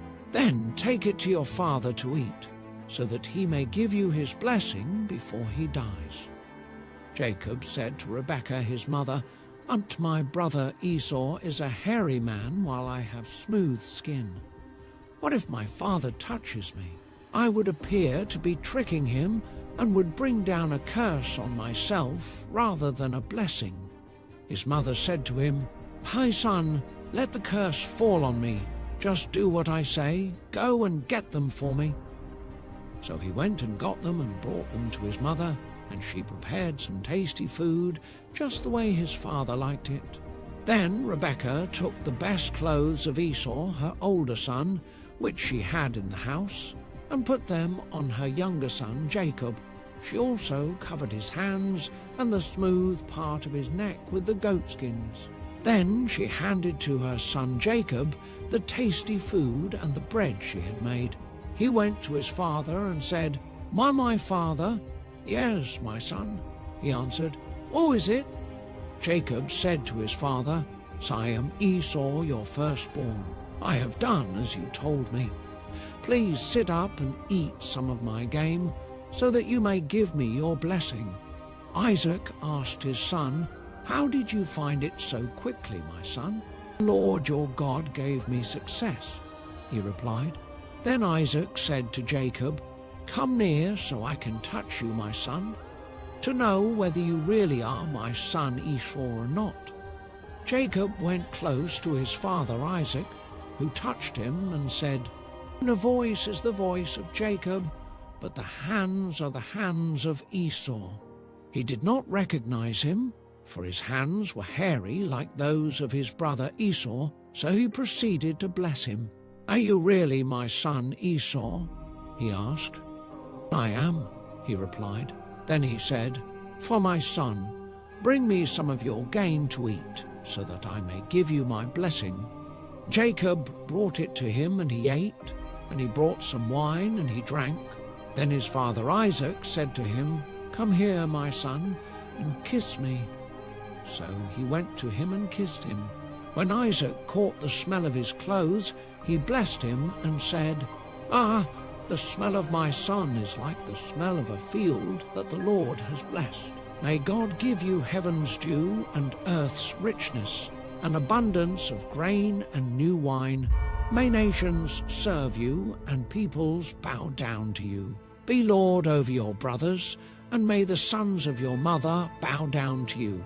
May those who curse you be cursed, and those who bless you be blessed." After Isaac finished blessing him, and Jacob had scarcely left his father's presence, his brother Esau came in from hunting. He too prepared some tasty food and brought it to his father. Then he said to him, "My father, Please sit up and eat some of my game, so that you may give me your blessing." His father Isaac asked him, "Who are you?" "I am your son," he answered, "so firstborn Esau." Isaac trembled violently and said, "Who was it then that hunted game and brought it to me? I ate it just before you came, and I blessed him, and indeed he will be blessed." When Esau heard his father's words, he burst out with a loud and bitter cry and said to his father, "Bless me, me too, my father." But he said, "Your brother came deceitfully and took your blessing." Esau said, "'Tisn't he rightly named Jacob? This is the second time he has taken advantage of me. He took my birthright, and now he's taken my blessing." Then he asked, "Haven't you reserved any blessing for me?" Isaac answered Esau, "And I have made him lord over you, and have made all his relatives his servants, and I have sustained him with grain and new wine. So what can I possibly do for you, my son?" Esau said to his father, "Do you have only one blessing, my father? Bless me too, my father." Then Esau wept aloud. His father Isaac answered him, "Your dwelling will be away from the earth's richness, away from the dew of heaven above. You will live by the sword, and you will serve your brother. But when you grow restless, you will throw his yoke from off your neck." Esau held a grudge against Jacob because of the blessing his father had given him. He said to himself, "The days of mourning for my father are near, then I will kill my brother Jacob." When Rebekah was told what her older son Esau had said, she sent for her younger son Jacob and said to him, "Your brother Esau is planning to avenge himself by killing you. Now then, my son, do what I say. Flee at once to my brother Laban in Haran. Stay with him for a while until your brother's fury subsides. When your brother is no longer angry with you and forgets what you did to him, I'll send word for you to come back from there. Why should I lose both of you in one day?" Then Rebekah said to Isaac, "I'm disgusted with living because of these Hittite women. If Jacob takes a wife from among the women of this land, from Hittite women like these, my life will not be worth living." Then Isaac called Jacob and blessed him and directed him, "You must not take a wife from the Canaanite women. Arise, go to Paddan Aram, to the house of Bethuel, your mother's father, and take as your wife from there one of the daughters of Laban, your mother's brother. God Almighty bless you and make you fruitful and multiply you, that you may become a company of peoples. May he give the blessing of Abraham to you and to your offspring with you, that you may take possession of the land of your sojournings that God gave to Abraham." Thus Isaac sent Jacob away, and he went to Paddan Aram, to Laban, the son of Bethuel the Aramean, the brother of Rebekah, Jacob's and Esau's mother.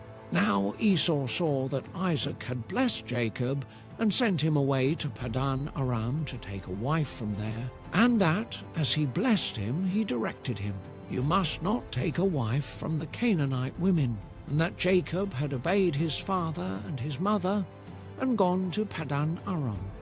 So when Esau saw that the Canaanite women did not please Isaac his father, Esau went to Ishmael and took as his wife, besides the wives he had, Mahalath, the daughter of Ishmael, Abraham's son, the sister of Nebaioth. Jacob left Beersheba and went toward Haran, and he came to a certain place and stayed there that night, because the sun had set. Taking one of the stones of the place, he put it under his head and lay down in that place to sleep. And he dreamed, and behold, there was a ladder set up on the earth, and the top of it reached to heaven. And behold, the angels of God were ascending and descending on it. And behold, the Lord stood above it and said, "I am the Lord, the God of Abraham your father, and the God of Isaac. The land on which you lie I will give to you and to your offspring. Your offspring shall be like the dust of the earth, and you shall spread abroad to the west, and to the east, and to the north, and to the south. And in you and your offspring shall all the families of the earth be blessed. Behold, I am with you, and will keep you wherever you go, and will bring you back to this land. For I will not leave you until I have done what I have promised you." Then Jacob awoke from his sleep and said, "Surely the Lord is in this place, and I did not know it." And he was afraid and said, "How awesome is this place! This is none other than the house of God, and this is the gate of heaven." So early in the morning Jacob took the stone that he had put under his head and set it up for a pillar, and poured oil on the top of it. He called the name of that place Bethel, but the name of the city was Luz at the first. Then Jacob made a vow, saying, "If God will be with me, and will keep me in this way that I go, and will give me bread to eat and clothing to wear, so that I come again to my father's house in peace, then the Lord shall be my God, and this stone which I have set up for a pillar shall be God's house. And of all that you give me, I will give a full tenth to you."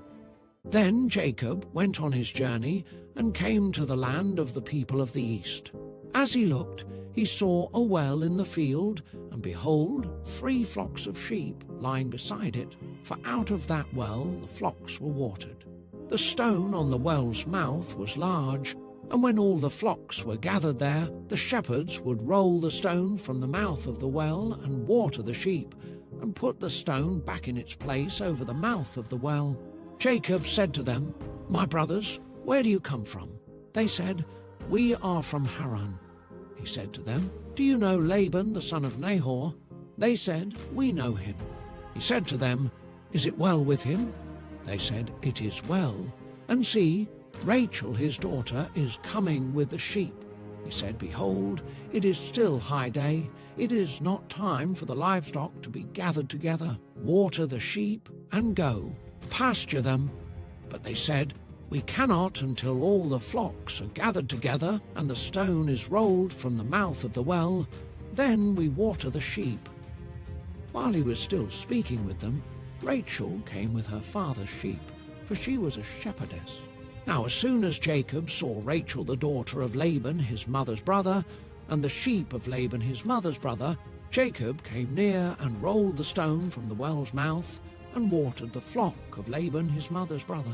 Then Jacob kissed Rachel and wept aloud, and Jacob told Rachel that he was her father's kinsman, and that he was Rebekah's son, and she ran and told her father.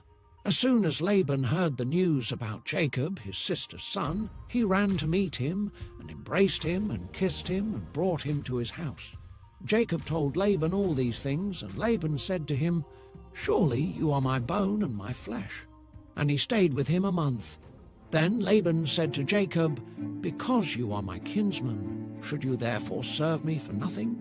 Tell me, what shall your wages be?" Now Laban had 2 daughters. The name of the older was Leah, and the name of the younger was Rachel. Leah's eyes were weak, but Rachel was beautiful in form and appearance. Jacob loved Rachel, and he said, "I will serve you 7 years for your younger daughter Rachel." Laban said, "It is better that I give her to you than that I should give her to any other man. Stay with me." So Jacob served 7 years for Rachel, and they seemed to him but a few days because of the love he had for her. Then Jacob said to Laban, "Give me my wife that I may go into her, for my time is completed." So Laban gathered together all the people of the place and made a feast. But in the evening he took his daughter Leah and brought her to Jacob, and he went into her. Laban gave his female servant Zilpah to his daughter Leah to be her servant. And in the morning, behold, it was Leah. And Jacob said to Laban, "What is this you have done to me? Did I not serve with you for Rachel? Why then have you deceived me?" Laban said, "It is not so done in our country to give the younger before the firstborn. Complete the week of this one, and we will give you the other also in return for serving me another 7 years." Jacob did so, and completed her week. Then Laban gave him his daughter Rachel to be his wife. Laban gave his female servant Bilhah to his daughter Rachel to be her servant. So Jacob went in to Rachel also, and he loved Rachel more than Leah, and served Laban for another 7 years. When the Lord saw that Leah was hated, he opened her womb, but Rachel was barren. And Leah conceived and bore a son, and she called his name Reuben, for she said, "Because the Lord has looked upon my affliction, for now my husband will love me." She conceived again and bore a son, and said, "Because the Lord has heard that I am hated, he has given me this son also." And she called his name Simeon. Again she conceived and bore a son, and said, "Now this time my husband will be attached to me, because I have borne him 3 sons." Therefore his name was called Levi.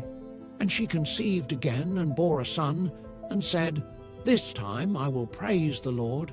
Therefore she called his name Judah. Then she ceased bearing. When Rachel saw that she bore Jacob no children, she envied her sister. She said to Jacob, "Give me children, or I shall die." Jacob's anger was kindled against Rachel, and he said, "Am I in the place of God, who has withheld from you the fruit of the womb?" Then she said, "Here is my servant Bilhah. Go in to her, so that she may give birth on my behalf, that even I may have children through her." So she gave him her servant Bilhah as a wife, and Jacob went in to her. And Bilhah conceived and bore Jacob a son. Then Rachel said, "God has judged me, and has also heard my voice, and given me a son." Therefore she called his name Dan. Rachel's servant Bilhah conceived again, and bore Jacob a second son. Then Rachel said, "With mighty wrestlings I have wrestled with my sister, and have prevailed." So she called his name Naphtali. When Leah saw that she had ceased bearing children, she took her servant Zilpah, and gave her to Jacob as a wife. Then Leah's servant Zilpah bore Jacob a son. And Leah said, "Good fortune has come." So she called his name Gad. Leah's servant Zilpah bore Jacob a second son. And Leah said, "Happy am I, for women have called me happy." So she called his name Asher. In the days of wheat harvest, Reuben went and found mandrakes in the field, and brought them to his mother Leah. Then Rachel said to Leah, "Please give me some of your son's mandrakes." But she said to her, "Is it a small matter that you have taken away my husband? Would you take away my son's mandrakes also?" Rachel said, "Then he may lie with you tonight in exchange for your son's mandrakes." When Jacob came from the field in the evening, Leah went out to meet him and said, "You must come in to me, for I have hired you with my son's mandrakes." So he lay with her that night. And God listened to Leah, and she conceived and bore Jacob a 5th son. Leah said, "God has given me my wages, because I gave my servant to my husband." So she called his name Issachar. And Leah conceived again, and she bore Jacob a 6th son. Then Leah said, "God has endowed me with a good endowment. Now my husband will honor me, because I have borne him 6 sons." So she called his name Zebulun. Afterwards she bore a daughter, and called her name Dinah. Then God remembered Rachel, and God listened to her and opened her womb. She conceived and bore a son, and said, "God has taken away my reproach." And she called his name Joseph, saying, "May the Lord add to me another son." As soon as Rachel had borne Joseph, Jacob said to Laban, "Send me away, that I may go to my own home and country. Give me my wives and my children, for whom I have served you, that I may go, for you know the service that I have given you." But Laban said to him, "If I have found favor in your sight, I have learned by divination that the Lord has blessed me because of you. Name your wages, and I will give it." Jacob said to him, "You yourself know how I have served you, and how your livestock has fared with me. For you had little before I came, and it has increased abundantly, and the Lord has blessed you wherever I turned. But now when shall I provide for my own household also?" He said, "What shall I give you?" Jacob said, "You shall not give me anything. If you will do this for me, I will again pasture your flock and keep it.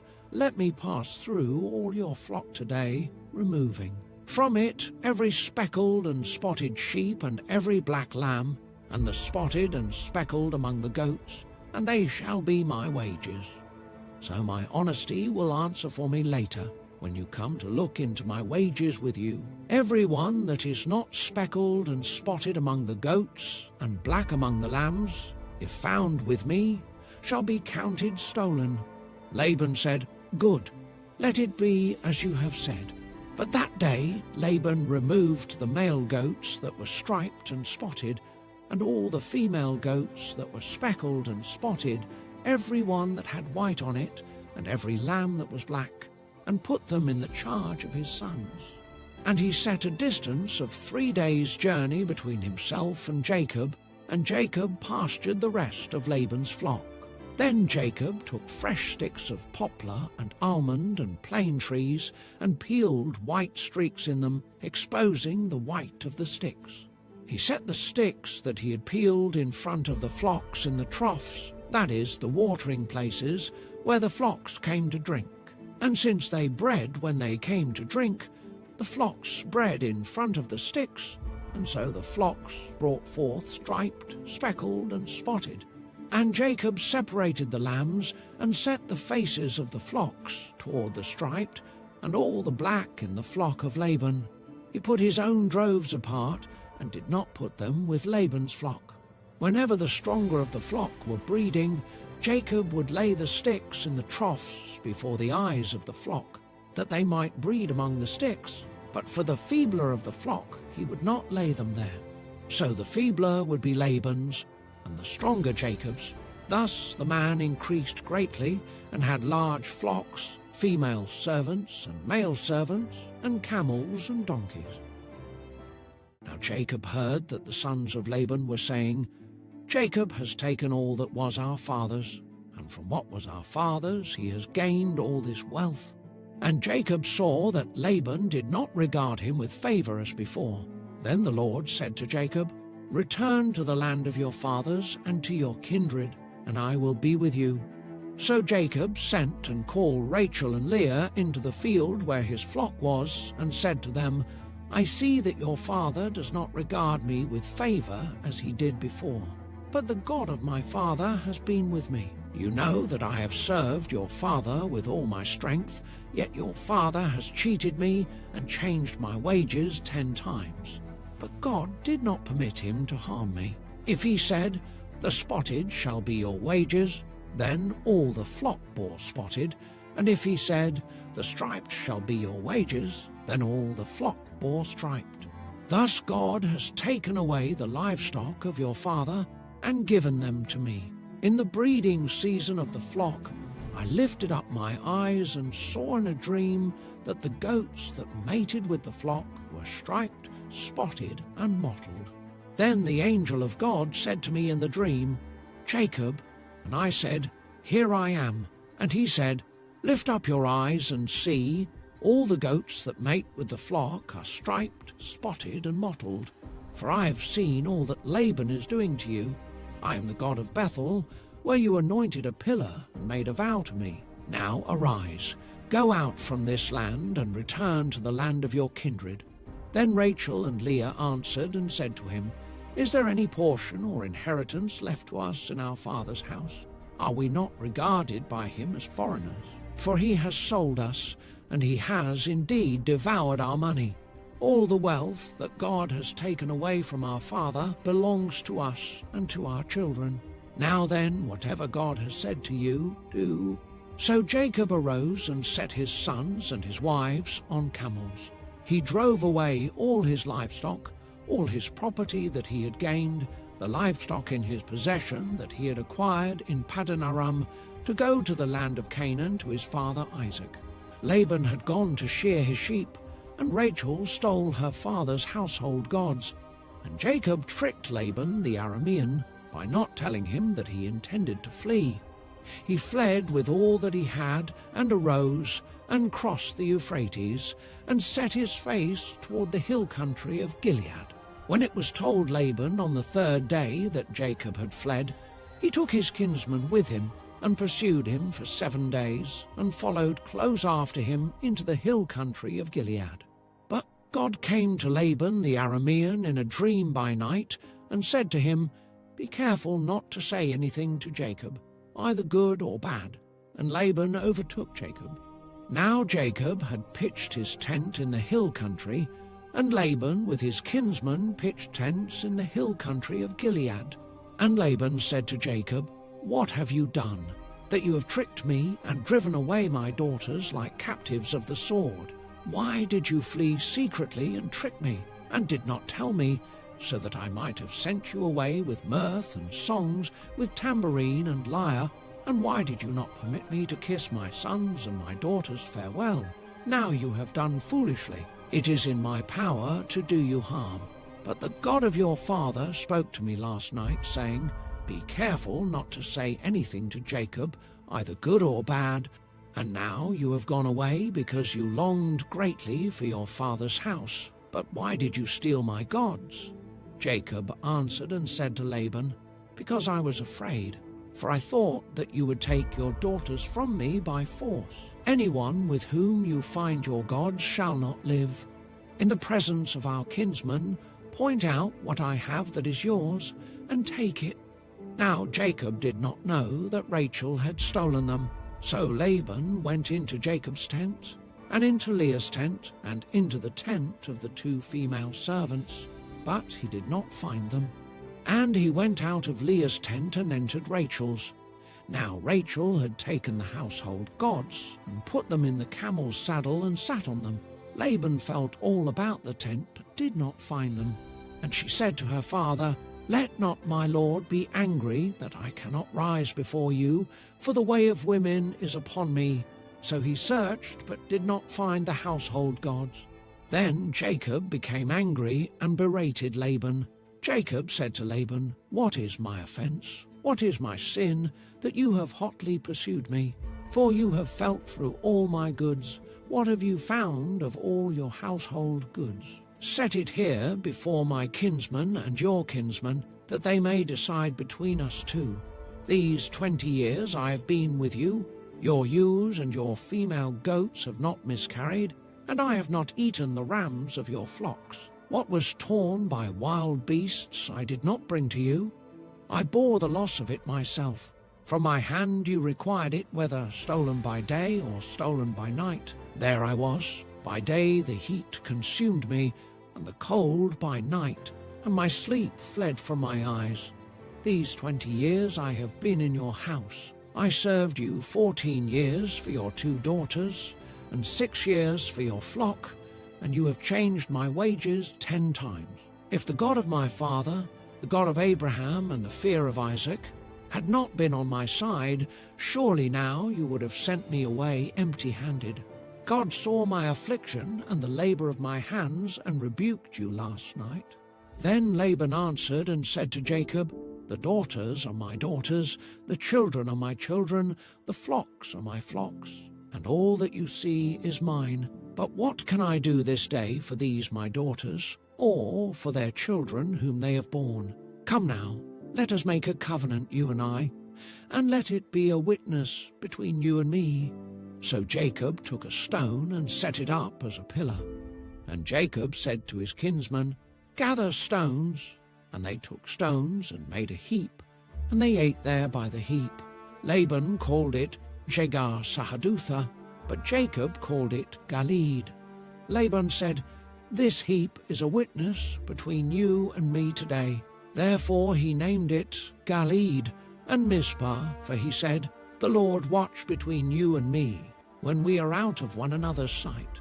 If you oppress my daughters, or if you take wives besides my daughters, although no one is with us, see, God is witness between you and me." Then Laban said to Jacob, "See this heap and the pillar, which I have set between you and me. This heap is a witness, and the pillar is a witness, that I will not pass over this heap to you, and you will not pass over this heap and this pillar to me to do harm. The God of Abraham and the God of Nahor, the God of their father, judge between us." So Jacob swore by the fear of his father Isaac, and Jacob offered a sacrifice in the hill country and called his kinsmen to eat bread. They ate bread and spent the night in the hill country. Early in the morning, Laban arose and kissed his grandchildren and his daughters and blessed them. Then Laban departed and returned home. Jacob went on his way, and the angels of God met him. And when Jacob saw them, he said, "This is God's camp." So he called the name of that place Mahanaim. And Jacob sent messengers before him to Esau his brother in the land of Seir, the country of Edom, instructing them, "Thus you shall say to my lord Esau, Thus says your servant Jacob, I have sojourned with Laban and stayed until now. I have oxen, donkeys, flocks, male servants, and female servants. I have sent to tell my lord, in order that I may find favor in your sight." And the messengers returned to Jacob, saying, "We came to your brother Esau, and he is coming to meet you, and there are 400 men with him."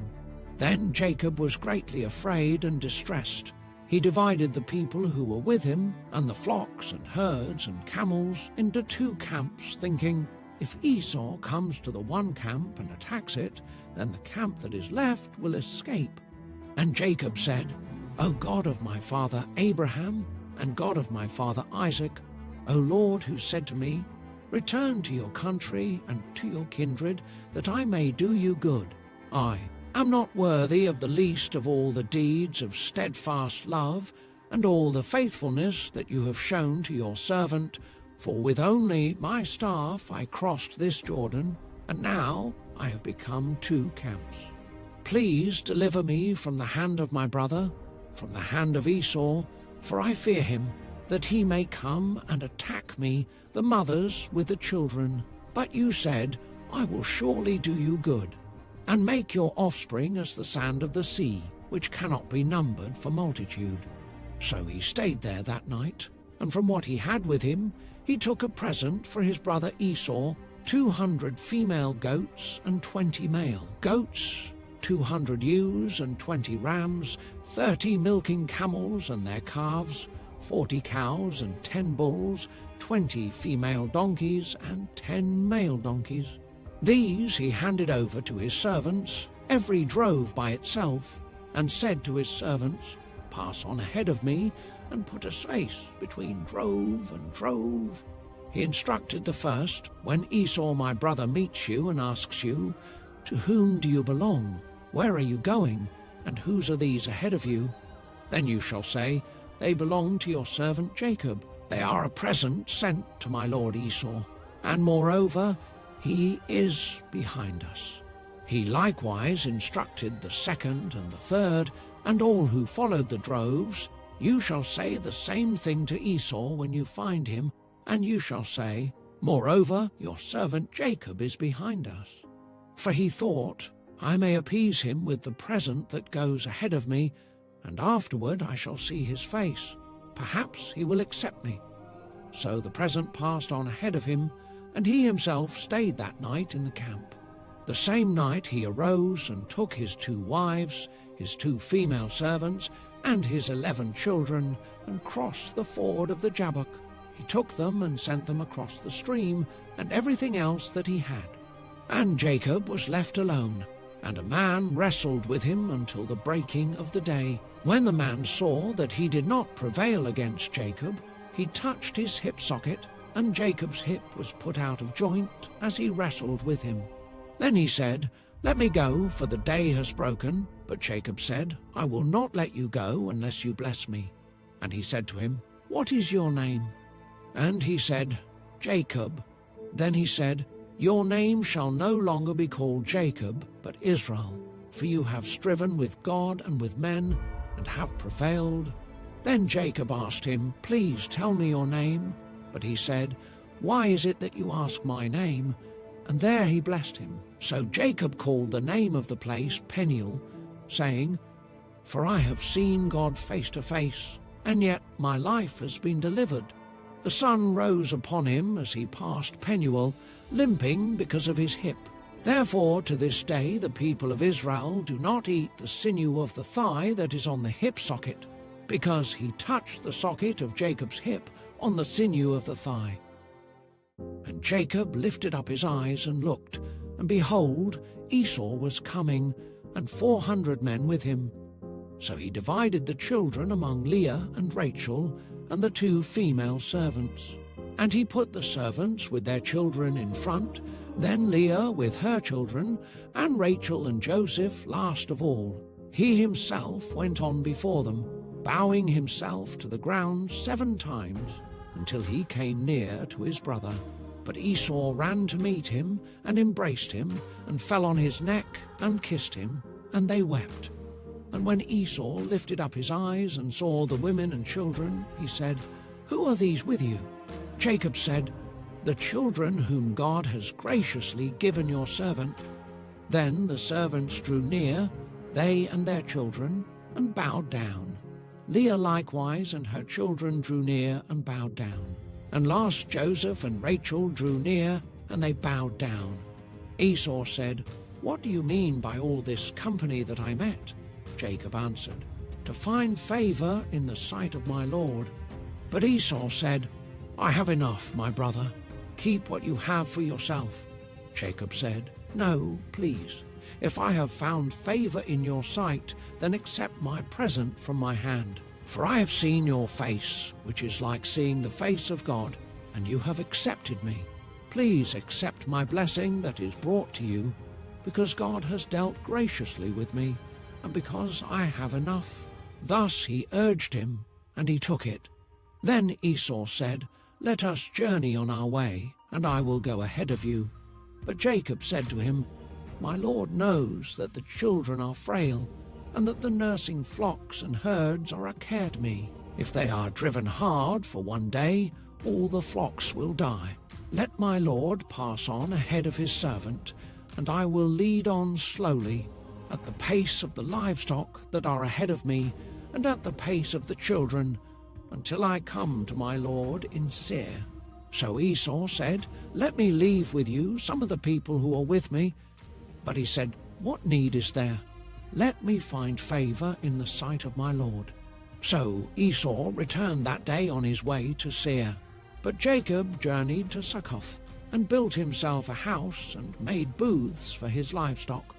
Therefore the name of the place is called Succoth. And Jacob came safely to the city of Shechem, which is in the land of Canaan, on his way from Paddan Aram, and he camped before the city. And from the sons of Hamor, Shechem's father, he bought for 100 pieces of money the piece of land on which he had pitched his tent. There he erected an altar and called it El Elohe Israel. Now Dinah, the daughter of Leah, whom she had borne to Jacob, went out to see the women of the land. And when Shechem, the son of Hamor the Hivite, the prince of the land, saw her, he seized her, and lay with her, and humiliated her. And his soul was drawn to Dinah, the daughter of Jacob. He loved the young woman, and spoke tenderly to her. So Shechem spoke to his father Hamor, saying, "Get me this girl for my wife." Now Jacob heard that he had defiled his daughter Dinah. But his sons were with his livestock in the field, so Jacob held his peace until they came. And Hamor, the father of Shechem, went out to Jacob to speak with him. The sons of Jacob had come in from the field as soon as they heard of it, and the men were indignant and very angry, because he had done an outrageous thing in Israel by lying with Jacob's daughter, for such a thing must not be done. But Hamor spoke with them, saying, "The soul of my son Shechem longs for your daughter. Please give her to him to be his wife. Make marriages with us. Give your daughters to us, and take our daughters for yourselves. You shall dwell with us, and the land shall be open to you. Dwell and trade in it, and get property in it." Shechem also said to her father and to her brothers, "Let me find favor in your eyes, and whatever you say to me I will give.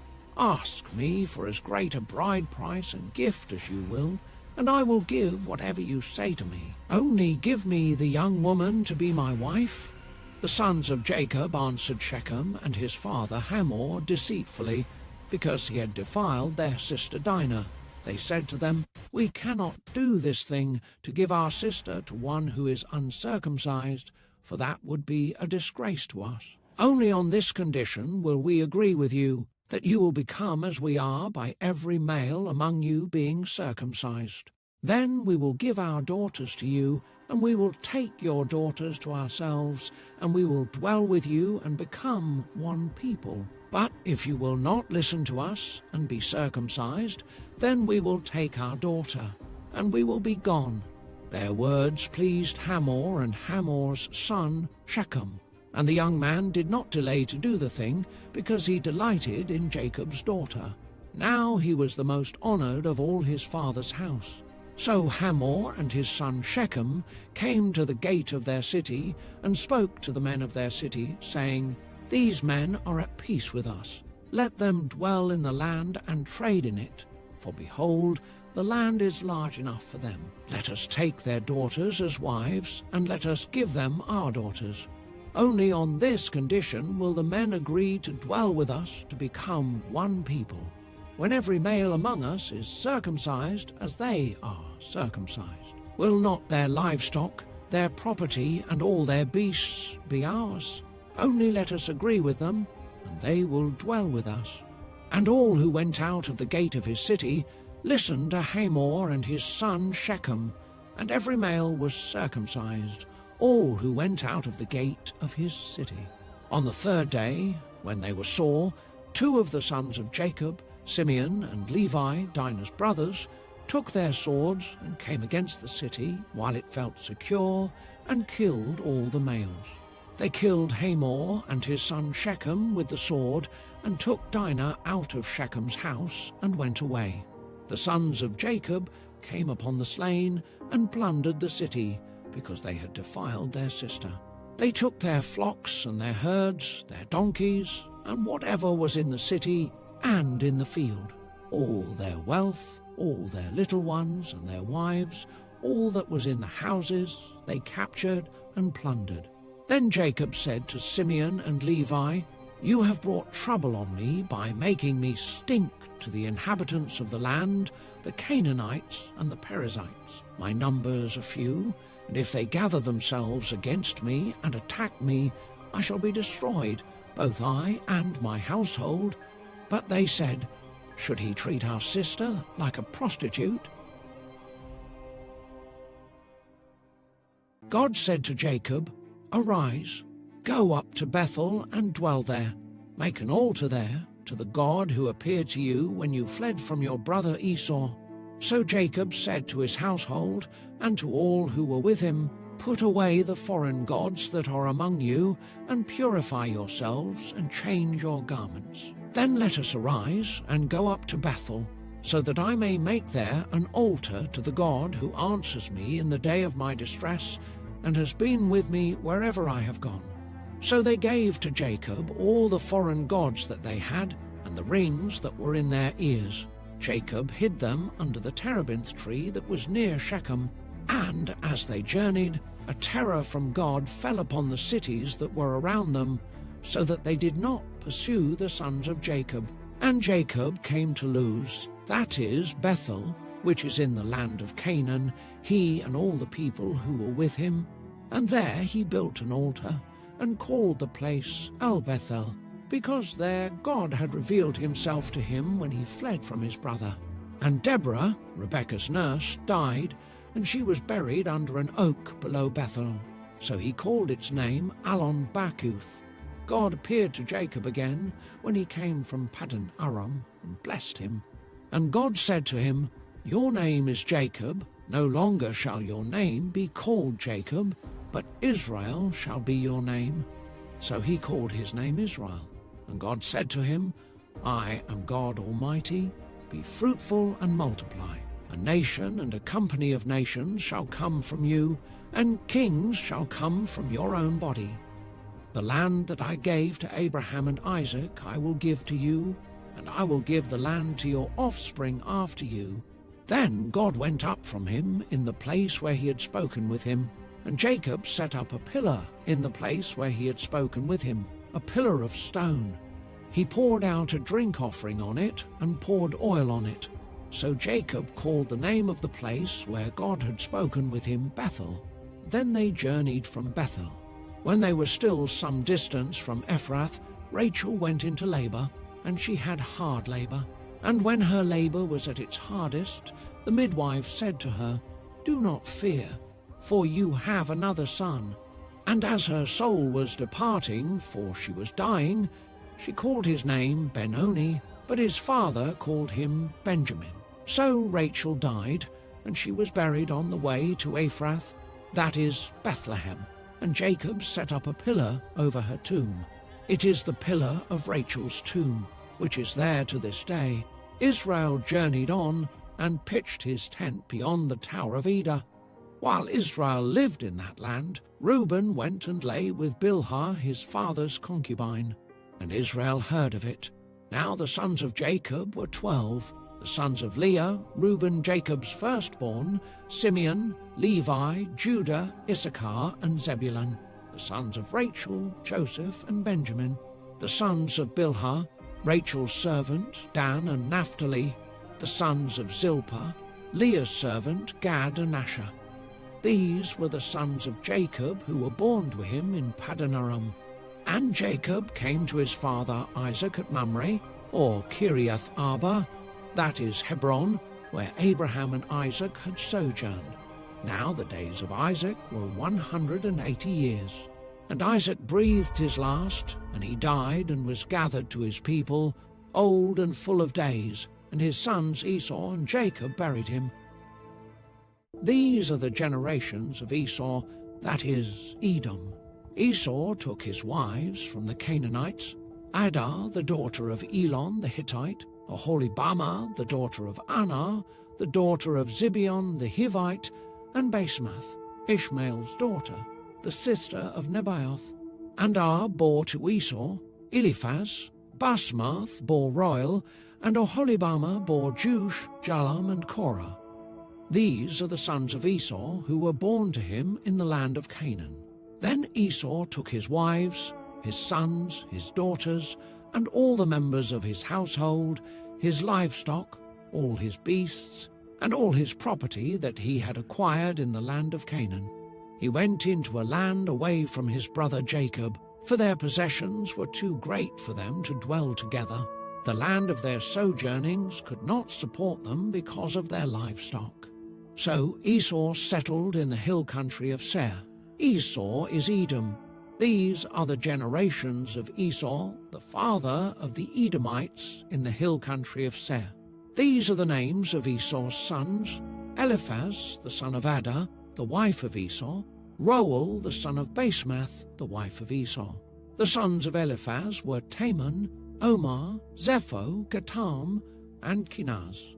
Timnah was a concubine of Eliphaz, Esau's son. She bore Amalek to Eliphaz.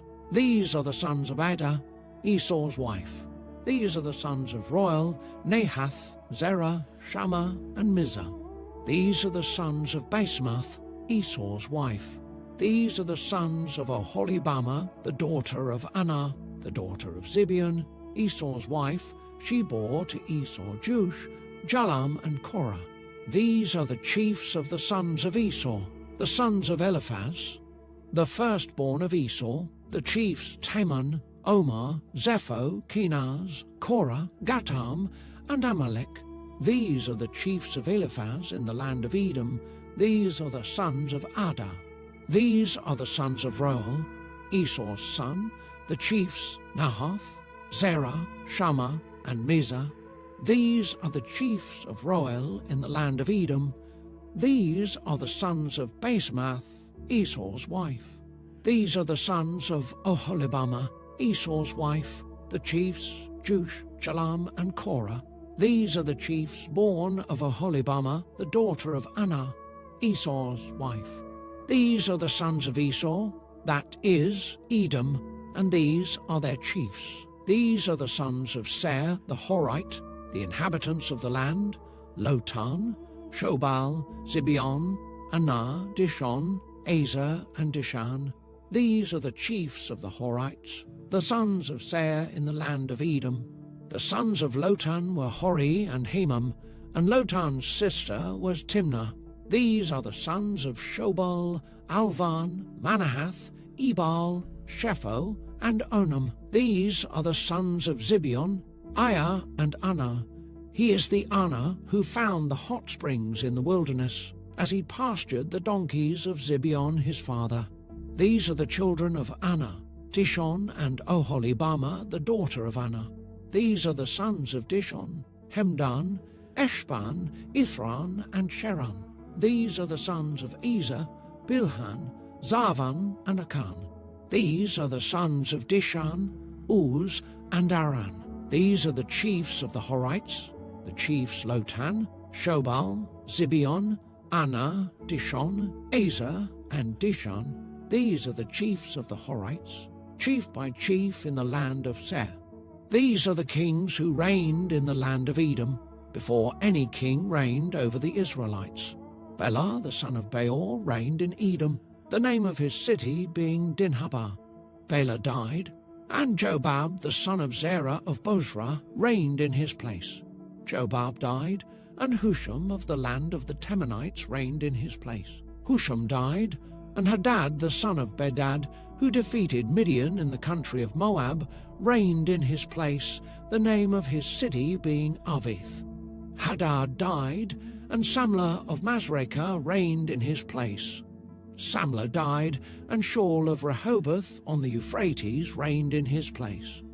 Shaul died, and Baal-Hanan the son of Achbor reigned in his place. Baal-Hanan the son of Achbor died, and Hadar reigned in his place, the name of his city being Pau.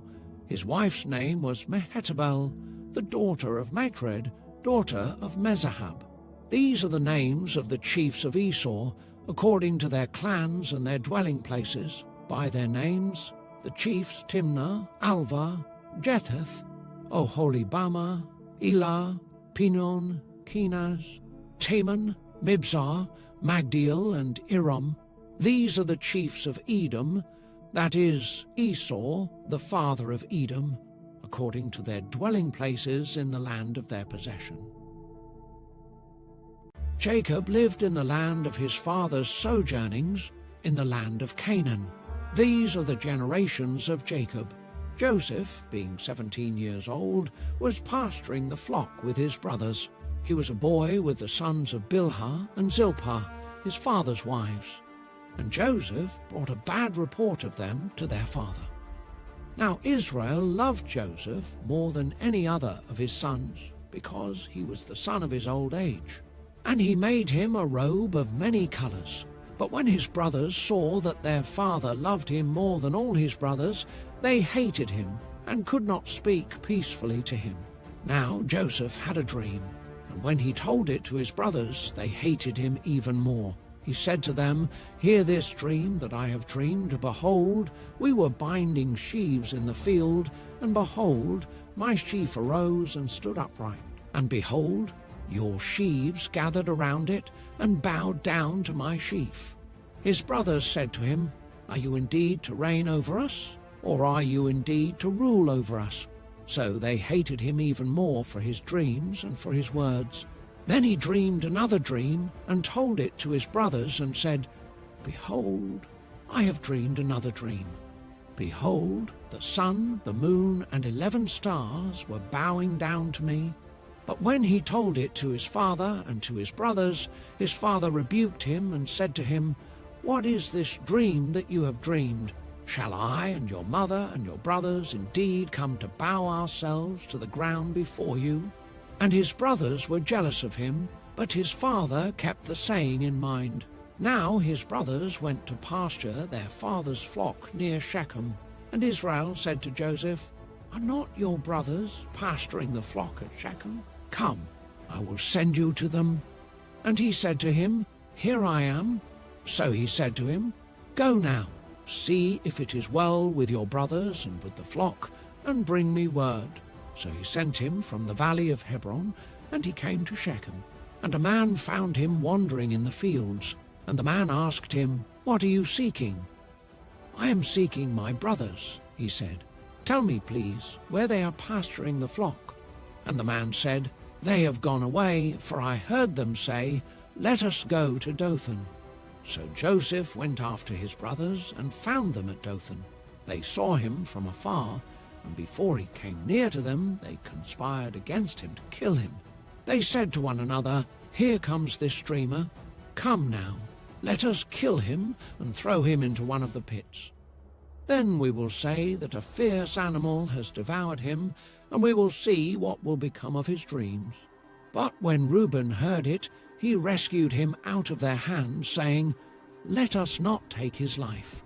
And Reuben said to them, "Shed no blood. Throw him into this pit here in the wilderness, but do not lay a hand on him, that he might rescue him out of their hand to restore him to his father." So when Joseph came to his brothers, they stripped him of his robe, the robe of many colors that he wore, and they took him and threw him into a pit. The pit was empty, there was no water in it. Then they sat down to eat, and looking up, they saw a caravan of Ishmaelites coming from Gilead, with their camels bearing gum, balm, and myrrh, on their way to carry it down to Egypt. Then Judah said to his brothers, "What profit is it if we kill our brother and conceal his blood? Come, let us sell him to the Ishmaelites, and let not our hand be upon him, for he is our brother, our own flesh." And his brothers listened to him. Then Midianite traders passed by, and they drew Joseph up and lifted him out of the pit, and sold him to the Ishmaelites for 20 shekels of silver. They took Joseph to Egypt. When Reuben returned to the pit and saw that Joseph was not in the pit, he tore his clothes and returned to his brothers and said, "The boy is gone, and I, where shall I go?" Then they took Joseph's robe and slaughtered a goat and dipped the robe in the blood. And they sent the robe of many colors and brought it to their father and said, "This we have found.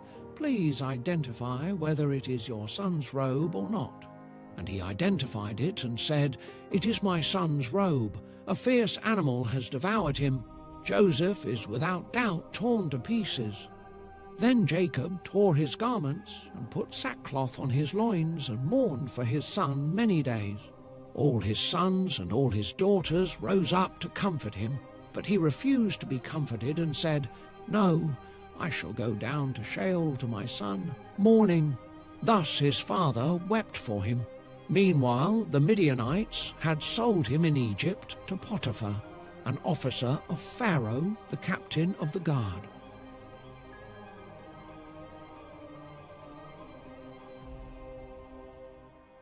It happened at that time that Judah went down from his brothers and turned aside to a certain Adullamite, whose name was Hira. There Judah saw the daughter of a certain Canaanite, whose name was Shua. He took her and went in to her, and she conceived and bore a son, and he called his name She conceived again and bore a son, and she called his name Onan.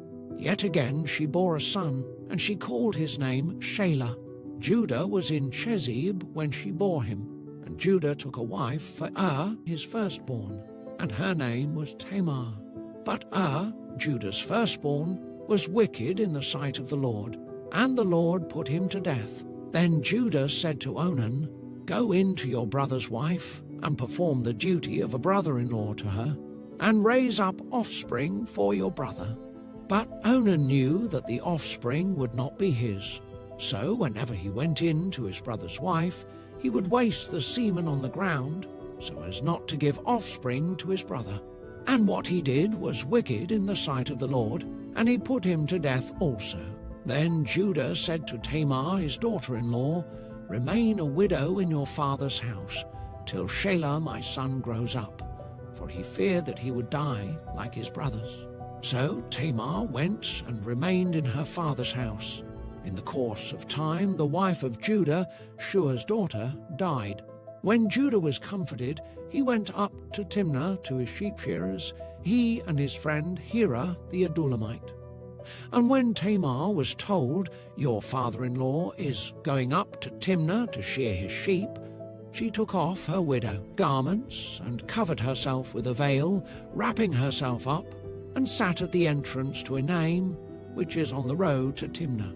For she saw that Shelah was grown up, and she had not been given to him in marriage.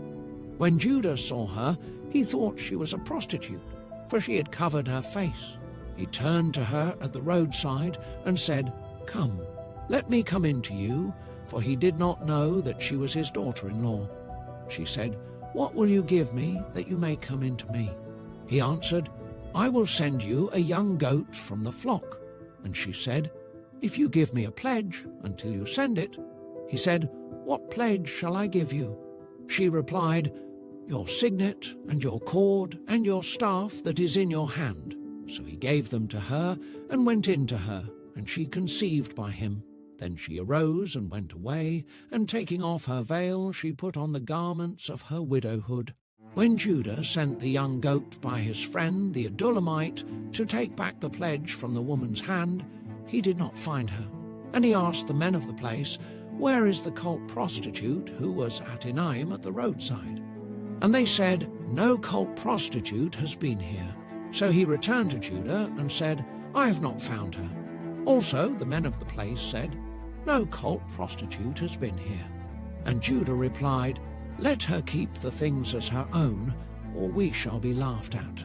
You see, I sent this young goat, and you did not find her." About 3 months later, Judah was told, "Tamar, your daughter-in-law, has been immoral.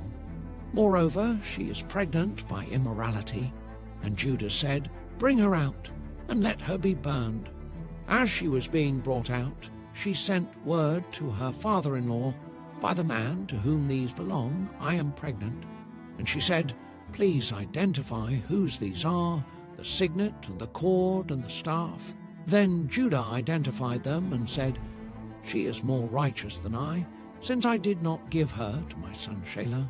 And he did not know her again. When the time of her labor came, there were twins in her womb. And when she was in labor, one put out a hand, and the midwife took and tied a scarlet thread on his hand, saying, "This one came out first." But as he drew back his hand, behold, his brother came out. And she said, "What a breach you have made for yourself." Therefore his name was called Perez. Afterward his brother came out with a scarlet thread on his hand, and his name was called Zerah. Now Joseph had been brought down to Egypt, and Potiphar, an officer of Pharaoh, the captain of the guard, an Egyptian, had bought him from the Ishmaelites who had brought him down there.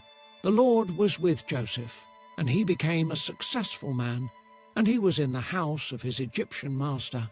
His master saw that the Lord was with him, and that the Lord caused all that he did to succeed in his hands. So Joseph found favor in his sight, and attended him, and he made him overseer of his house, and put him in charge of all that he had. From the time that he made him overseer in his house, and over all that he had, the Lord blessed the Egyptian's house for Joseph's sake. The blessing of the Lord was on all that he had, in house and field. So he left all that he had in Joseph's charge, and because of him he had no concern about anything but the food he ate. Now Joseph was handsome in form and appearance, and after a time his master's wife cast her eyes on Joseph and said, "Lie with me." But he refused and said to his master's wife, "Behold, because of me my master has no concern about anything in the house, and he has put everything that he has in my charge. He is not greater in this house than I am, nor has he kept back anything from me except you, because you are his wife. How then can I do this great wickedness and sin against God?" And as she spoke to Joseph day after day, he would not listen to her, to lie beside her, or to be with her. But one day, when he went into the house to do his work, and none of the men of the house was there in the house, she caught him by his garment, saying, "Lie with me." But he left his garment in her hand, and fled, and got out of the house. And as soon as she saw that he had left his garment in her hand and had fled out of the house, she called to the men of her household and said to them, "See, he has brought among us a Hebrew to laugh at us. He came in to me to lie with me, and I cried out with a loud voice. And as soon as he heard that I lifted up my voice and cried out, he left his garment beside me and fled and got out of the house. Then she laid up his garment by her until his master came home, and she told him the same story, saying, 'The Hebrew servant, whom you have brought among us, came in to me to laugh at me. But as soon as I lifted up my voice and cried, he left his garment beside me and fled out of the house.' As soon as his master heard the words that his wife spoke to him, 'This is the way your servant treated me,' his anger was kindled, and Joseph's master took him and put him into the prison, the place where the king's prisoners were confined, and he was there in prison. But the Lord was with Joseph, and showed him steadfast love, and gave him favor in the sight of the keeper of the prison. And the keeper of the prison put Joseph in charge of all the prisoners who were in the prison. Whatever was done there, he was the one who did it. The keeper of the prison paid no attention to anything that was in Joseph's charge, because the Lord was with him. And whatever he did, the Lord made it succeed." Some time after this, the cupbearer of the king of Egypt and his baker committed an offense against their lord the king of Egypt. And Pharaoh was angry with his two officers, the chief cupbearer and the chief baker, and he put them in custody in the house of the captain of the guard, in the prison where Joseph was confined. The captain of the guard appointed Joseph to be with them, and he attended them. They continued for some time in custody. And one night they both dreamed, the cupbearer and the baker of the king of Egypt, who were confined in the prison, each his own dream, and each dream with its own interpretation. When Joseph came to them in the morning, he saw that they were troubled. So he asked Pharaoh's officers, who were with him in custody in his master's house, "Why your faces downcast today?" They said to him, "We have had dreams, and there is no one to interpret them." And Joseph said to them, "Do not interpretations belong to God? Please tell them to me." So the chief cupbearer told his dream to Joseph and said to him, "In my dream there was a vine before me, and on the vine there were 3 branches. As soon as it budded, its blossoms shot forth, and the clusters ripened into grapes. Pharaoh's cup was in my hand, and I took the grapes and pressed them into Pharaoh's cup, and placed the cup in Pharaoh's hand." Then Joseph said to him, "This is its interpretation. The 3 branches are 3 days. In 3 days Pharaoh will lift up your head and restore you to your office, and you shall place Pharaoh's cup in his hand as formerly, when you were his cupbearer. Only remember me when it is well with you, and please do me the kindness to mention me to Pharaoh, and so get me out of this house. For I was indeed stolen out of the land of the Hebrews, and here also I have done nothing that they should put me into the pit." When the chief baker saw that the interpretation was favorable, he said to Joseph, "I also had a dream. There were 3 cake baskets on my head, and in the uppermost basket there were all sorts of baked food for Pharaoh, but the birds were eating it out of the basket on my head." And Joseph answered and said, "This is its interpretation. The 3 baskets are 3 days. In 3 days Pharaoh will lift up your head from you and hang you on a tree, and the birds will eat the flesh from you. On the 3rd day, which was Pharaoh's birthday, he made a feast for all his servants, and lifted up the head of the chief cupbearer and the head of the chief baker among his servants. He restored the chief cupbearer to his position, and he placed the cup in Pharaoh's hand, but he hanged the chief baker, as Joseph had interpreted to them. Yet the chief cupbearer did not remember Joseph, but forgot him. After 2 whole years, Pharaoh dreamed that he was standing by the Nile, And behold, there came up out of the Nile 7 cows, attractive and plump, and they fed in the reed grass. And behold, 7 other cows, ugly and thin, came up out of the Nile after them, and stood by the other cows on the bank of the Nile. And the ugly thin cows ate up the 7 attractive plump cows. And Pharaoh awoke, and he fell asleep and dreamed a second time. And behold, 7 ears of grain, plump and good, were growing on one stalk. And behold, after them sprouted 7 ears, thin and blighted by the east wind.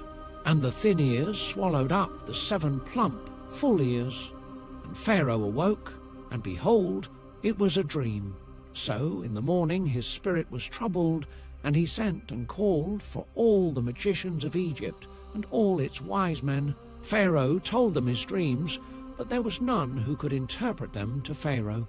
Then the chief cupbearer said to Pharaoh, I remember my offences today. When Pharaoh was angry with his servants, and put me and the chief baker in custody in the house of the captain of the guard, we dreamed on the same night, he and I, each having a dream with its own interpretation. A young Hebrew was there with us, a servant of the captain of the guard.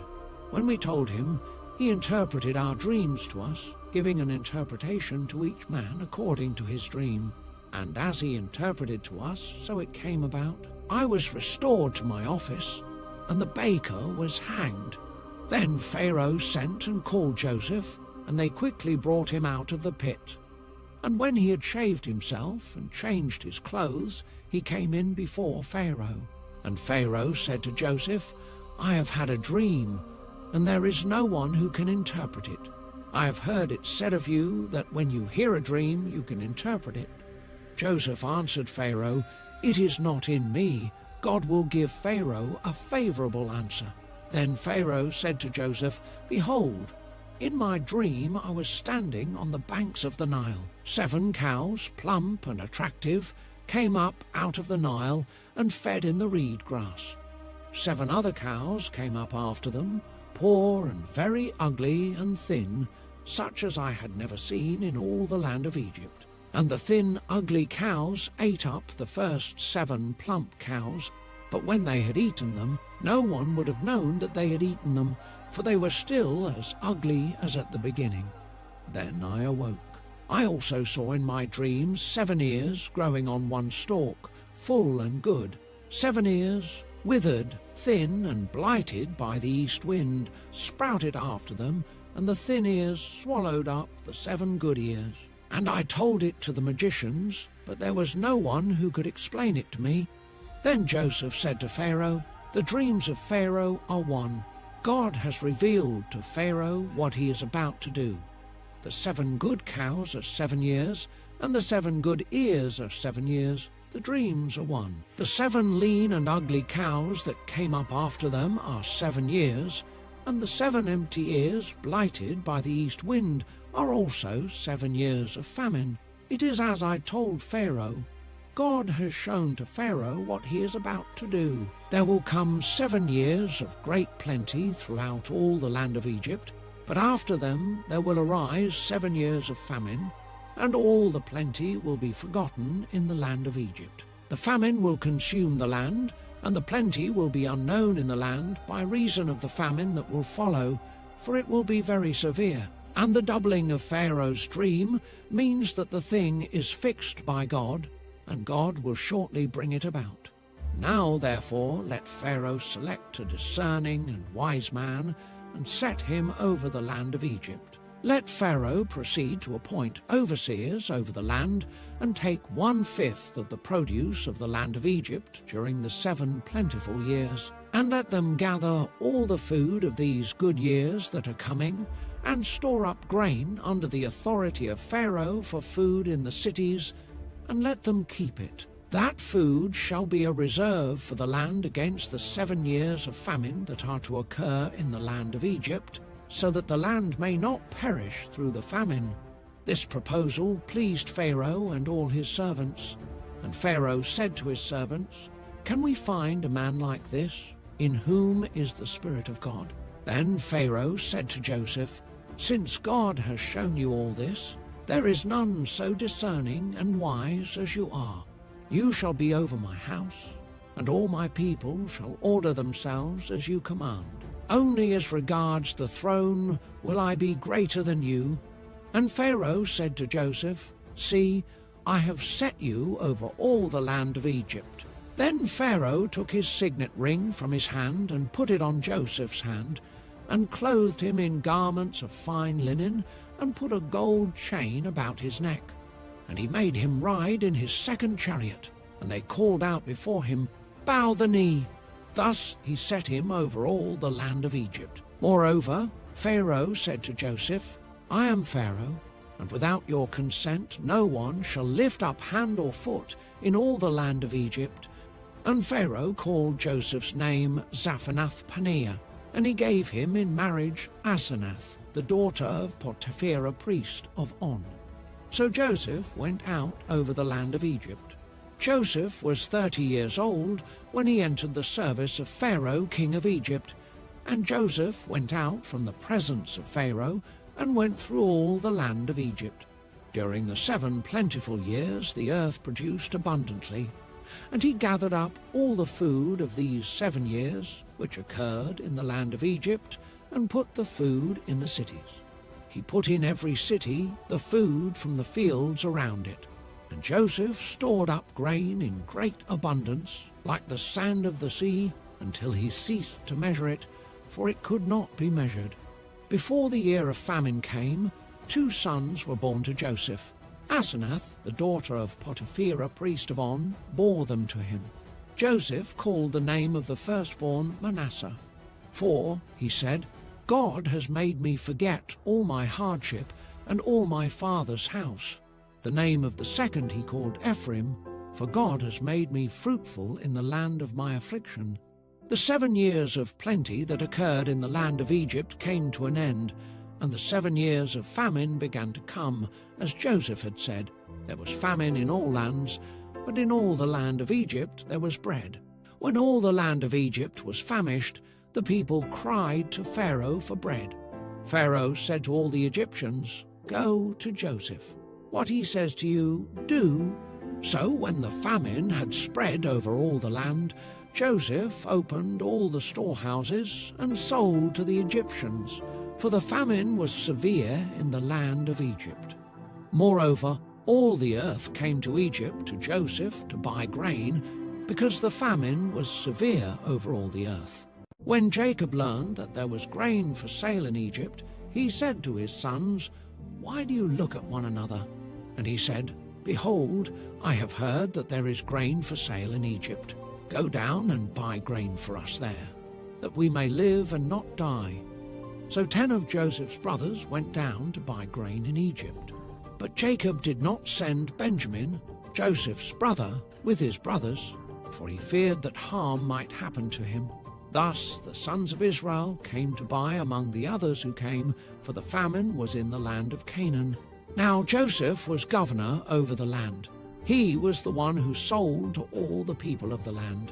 And Joseph's brothers came and bowed themselves before him with their faces to the ground. Joseph saw his brothers and recognized them, but he treated them like strangers and spoke roughly to them. "Where do you come from?" he said. They said, "From the land of Canaan, to buy food." And Joseph recognized his brothers, but they did not recognize him. And Joseph remembered the dreams that he had dreamed of them, and he said to them, "You are spies. You have come to see the nakedness of the land." They said to him, "No, my lord, your servants have come to buy food. We are all sons of one man. We are honest men. Your servants have never been spies." He said to them, "No, it is the nakedness of the land that you have come to see." And they said, "We, your servants, are 12 brothers, the sons of one man in the land of Canaan, and behold, the youngest is this day with our father, and one is no more." But Joseph said to them, "It is as I said to you, you are spies. By this you shall be tested. By the life of Pharaoh, you shall not go from this place unless your youngest brother comes here. Send one of you, and let him bring your brother, while you remain confined, that your words may be tested, whether there is truth in you.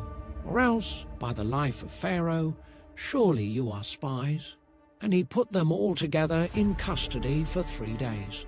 On the 3rd day Joseph said to them, "Do this, and you will live, for I fear God. If you are honest men, let one of your brothers remain confined where you are in custody, and let the rest go and carry grain for the famine of your households, and bring your youngest brother to me.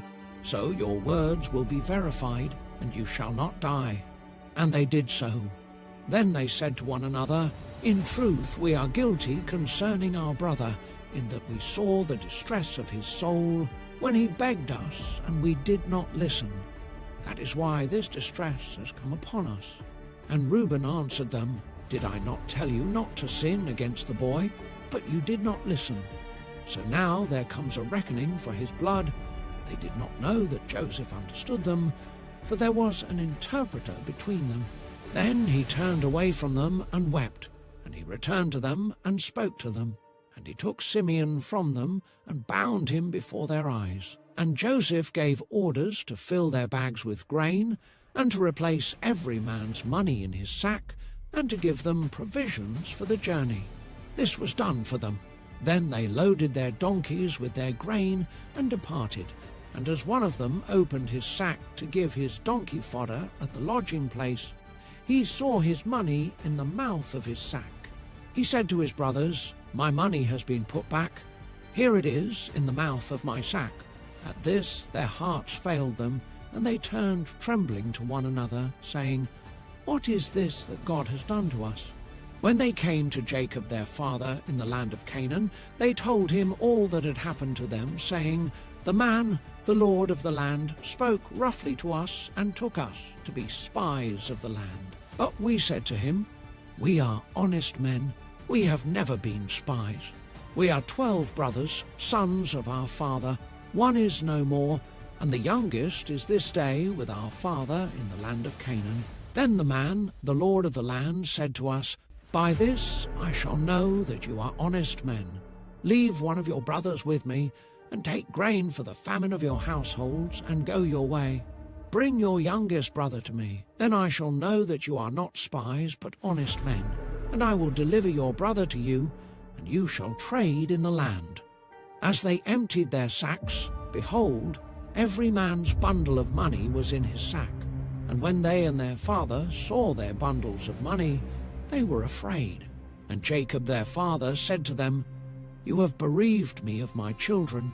Joseph is no more, and Simeon is no more, and now you would take Benjamin. All this has come against me.' Then Reuben said to his father, 'Kill my 2 sons if I do not bring him back to you. Put him in my hands, and I will bring him back to you.' But he said, 'My son shall not go down with you, for his brother is dead, and he is the only one left. If harm should happen to him on the journey that you are to make, you would bring down my grey hairs with sorrow to Sheol.' Now the famine was severe in the land, and when they had eaten the grain that they had brought from Egypt, their father said to them, 'Go again, buy us a little food.' But Judah said to him, 'The man solemnly warned us, saying, You shall not see my face unless your brother is with you. If you will send our brother with us, we will go down and buy you food. But if you will not send him, we will not go down, for the man said to us, You shall not see my face unless your brother is with you.' Israel said, 'Why did you treat me so badly as to tell the man that you had another brother?' They replied, 'The man questioned us carefully about ourselves and our kindred, saying, Is your father still alive? Do you have another brother?' What we told him was in answer to these questions. Could we in any way know that he would say, 'Bring your brother down'? And Judah said to Israel his father, 'Send the boy with me, and we will arise and go, that we may live and not die, both we and you, and also our little ones. I will be a pledge of his safety. From my hand you shall require him. If I do not bring him back to you and set him before you, then let me bear the blame forever. If we had not delayed, we would now have returned twice.' Then their father Israel said to them, If it must be so, then do this. Take some of the choice fruits of the land in your bags and carry a present down to the man, a little balm and a little honey, gum, myrrh, pistachio nuts, and almonds. Take double the money with you. Carry back with you the money that was returned in the mouth of your sacks. Perhaps it was an oversight. Take also your brother, and arise, go again to the man. May God Almighty grant you mercy before the man, and may he send back your other brother and Benjamin. And as for me, if I am bereaved of my children, I am bereaved. So the men took this present, and they took double the money with them, and Benjamin. They arose and went down to Egypt, and stood before Joseph. When Joseph saw Benjamin with them, he said to the steward of his house, "Bring the men into the house, and slaughter an animal, and make ready, for the men are to dine with me at noon." The man did as Joseph told him, and brought the men to Joseph's house.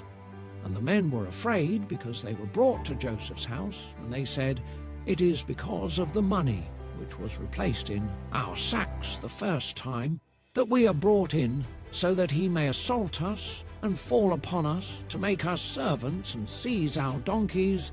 So they went up to the steward of Joseph's house, and spoke with him at the door of the house, and said, "O my lord, we came down the first time to buy food, and when we came to the lodging place, we opened our sacks, and there was each man's money in the mouth of his sack, our money in full weight.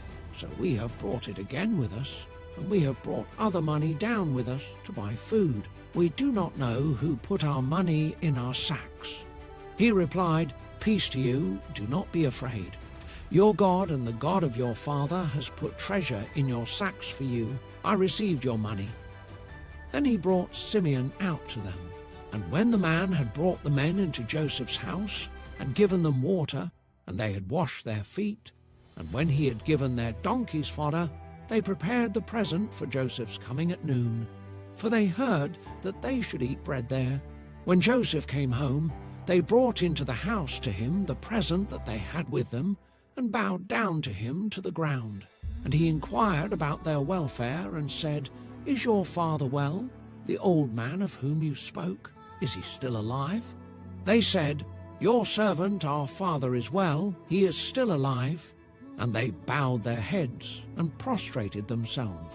And he lifted up his eyes and saw his brother Benjamin, his mother's son, and said, "Is this your youngest brother, of whom you spoke to me? God be gracious to you, my son." Then Joseph hurried out, for his compassion grew warm for his brother, and he sought a place to weep. And he entered his chamber and wept there. Then he washed his face and came out. And controlling himself, he said, "Serve the food."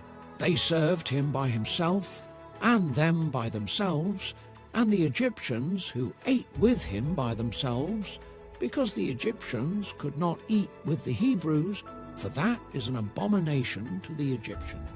And they sat before him, the firstborn according to his birthright, and the youngest according to his youth. And the men looked at one another in amazement. Portions were taken to them from Joseph's table, but Benjamin's portion was 5 times as much as any of theirs. And they drank and were merry with him. Then he commanded the steward of his house, "Fill the men's sacks with food, as much as they can carry, and put each man's money in the mouth of his sack, and put my cup, the silver cup, in the mouth of the sack of the youngest, with his money for the grain." And he did as Joseph told him. As soon as the morning was light, the men were sent away with their donkeys. They had gone only a short distance from the city. Now Joseph said to his steward, "Up, follow after the men, and when you overtake them, say to them, 'Why have you repaid evil for good? Is it not from this that my lord drinks, and by this that he practices divination? You have done evil in doing this.' When he overtook them, he spoke to them these words. They said to him, 'Why does my lord speak such words as these? Far be it from your servants to do such a thing. Behold, the money that we found in the mouths of our sacks we brought back to you from the land of Canaan.' How then could we steal silver or gold from your Lord's house? Whichever of your servants is found with it shall die, and we also will be my Lord's servants. He said, Let it be as you say. He who is found with it shall be my servant, and the rest of you shall be innocent. Then each man quickly lowered his sack to the ground, and each man opened his sack. And he searched, beginning with the eldest and ending with the youngest, and the cup was found in Benjamin's sack. Then they tore their clothes, and every man loaded his donkey, and they returned to the city. When Judah and his brothers came to Joseph's house, he was still there. They fell before him to the ground. Joseph said to them, What deed is this that you have done? Do you not know that a man like me can indeed practice divination?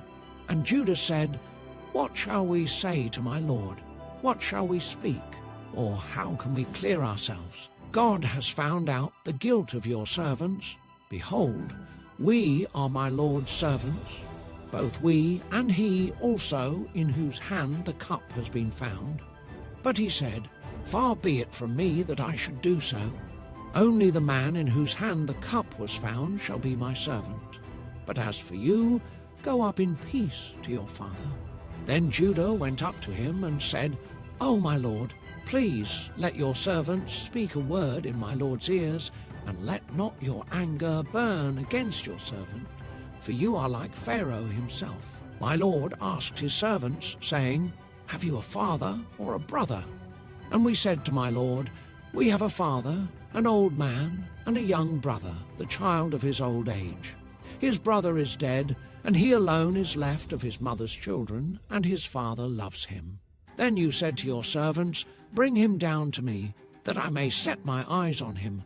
We said to my lord, The boy cannot leave his father, for if he should leave his father would die. Then you said to your servants, Unless your youngest brother comes down with you, you shall not see my face again. When we went back to your servant my father, we told him the words of my lord. And when our father said, Go again, buy us a little food, we said, We cannot go down. If our youngest brother goes with us, then we will go down, for we cannot see the man's face unless our youngest brother is with us.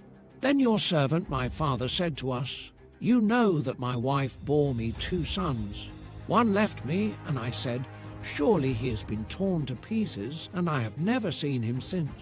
If you take this one also from me, and harm happens to him, you will bring down my grey hairs in evil to Sheol. Now therefore, as soon as I come to your servant my father, and the boy is not with us, then, as his life is bound up in the boy's life, as soon as he sees that the boy is not with us, he will die. And your servants will bring down the grey hairs of your servant our father with sorrow to Sheol. For your servant became a pledge of safety for the boy to my father, saying, If I do not bring him back to you, then I shall bear the blame before my father all my life. Now therefore, please let your servant remain instead of the boy as a servant to my lord, and let the boy go back with his brothers. For how can I go back to my father if the boy is not with me? I fear to see the evil that would find my father. Then Joseph could not control himself before all those who stood by him. He cried, Make everyone go out from me.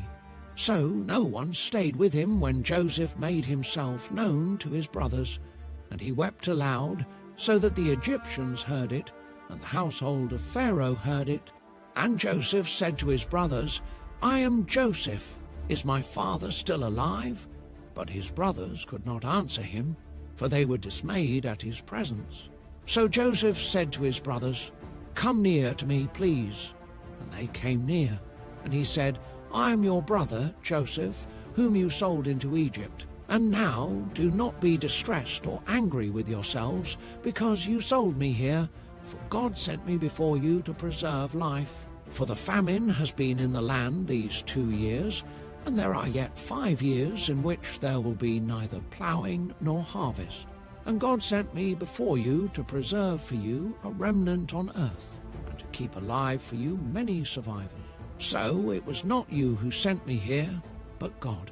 He has made me a father to Pharaoh, and lord of all his house, and ruler over all the land of Egypt. Hurry and go up to my father and say to him, Thus says your son Joseph, God has made me lord of all Egypt. Come down to me, do not tarry. You shall dwell in the land of Goshen, and you shall be near me, you and your children and your children's children, and your flocks, your herds, and all that you have. There I will provide for you, for there are yet 5 years of famine to come, so that you and your household and all that you have do not come to poverty. And now your eyes see, and the eyes of my brother Benjamin see, that it is my mouth that speaks to you. You must tell my father of all my honor in Egypt, and of all that you have seen. Hurry and bring my father down here." Then he fell upon his brother Benjamin's neck and wept, and Benjamin wept upon his neck. And he kissed all his brothers and wept upon them. After that his brothers talked with him. When the report was heard in Pharaoh's house, Joseph's brothers have come, it pleased Pharaoh and his servants. And Pharaoh said to Joseph, "Say to your brothers, do this, load your beasts and go back to the land of Canaan and take your father and your households and come to me, and I will give you the best of the land of Egypt, and you shall eat the fat of the land. And you, Joseph, are commanded to say, do this, take wagons from the land of Egypt for your little ones and for your wives, and bring your father, and come. Have no concern for your goods, for the best of all the land of Egypt is yours." The sons of Israel did so, and Joseph gave them wagons according to the command of Pharaoh, and gave them provisions for the journey.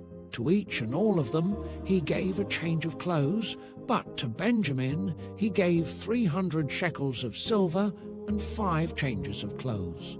To his father he sent as follows: 10 donkeys loaded with the good things of Egypt, and 10 female donkeys loaded with grain, bread, and provision for his father on the journey.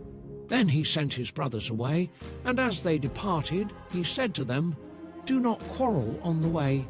So they went up out of Egypt and came to the land of Canaan to their father Jacob.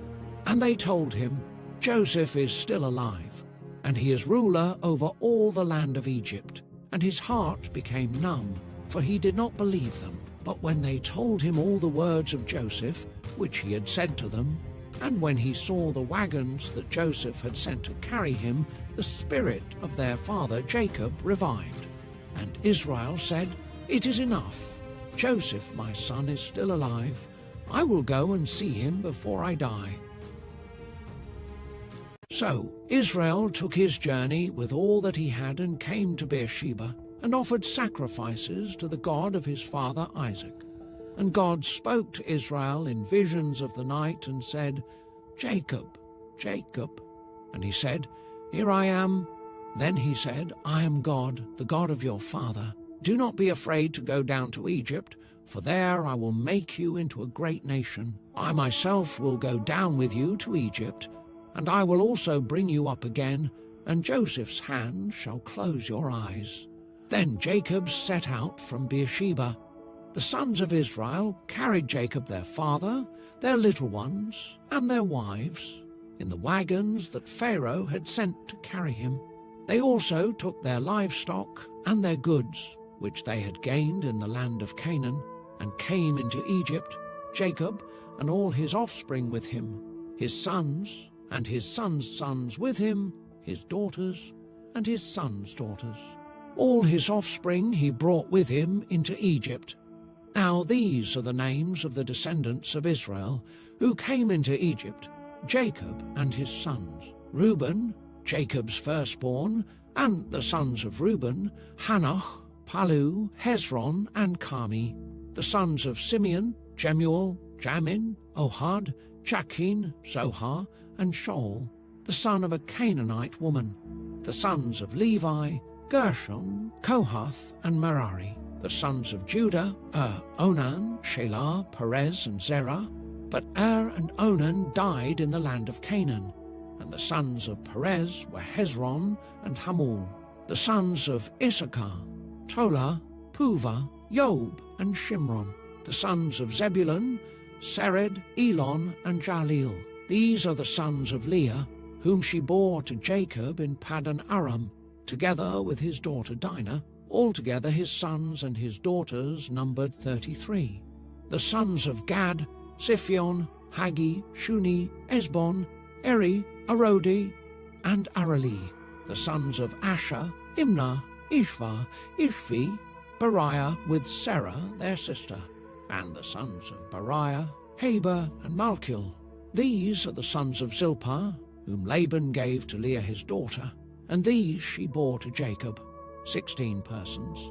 The sons of Rachel, Jacob's wife, Joseph and Benjamin.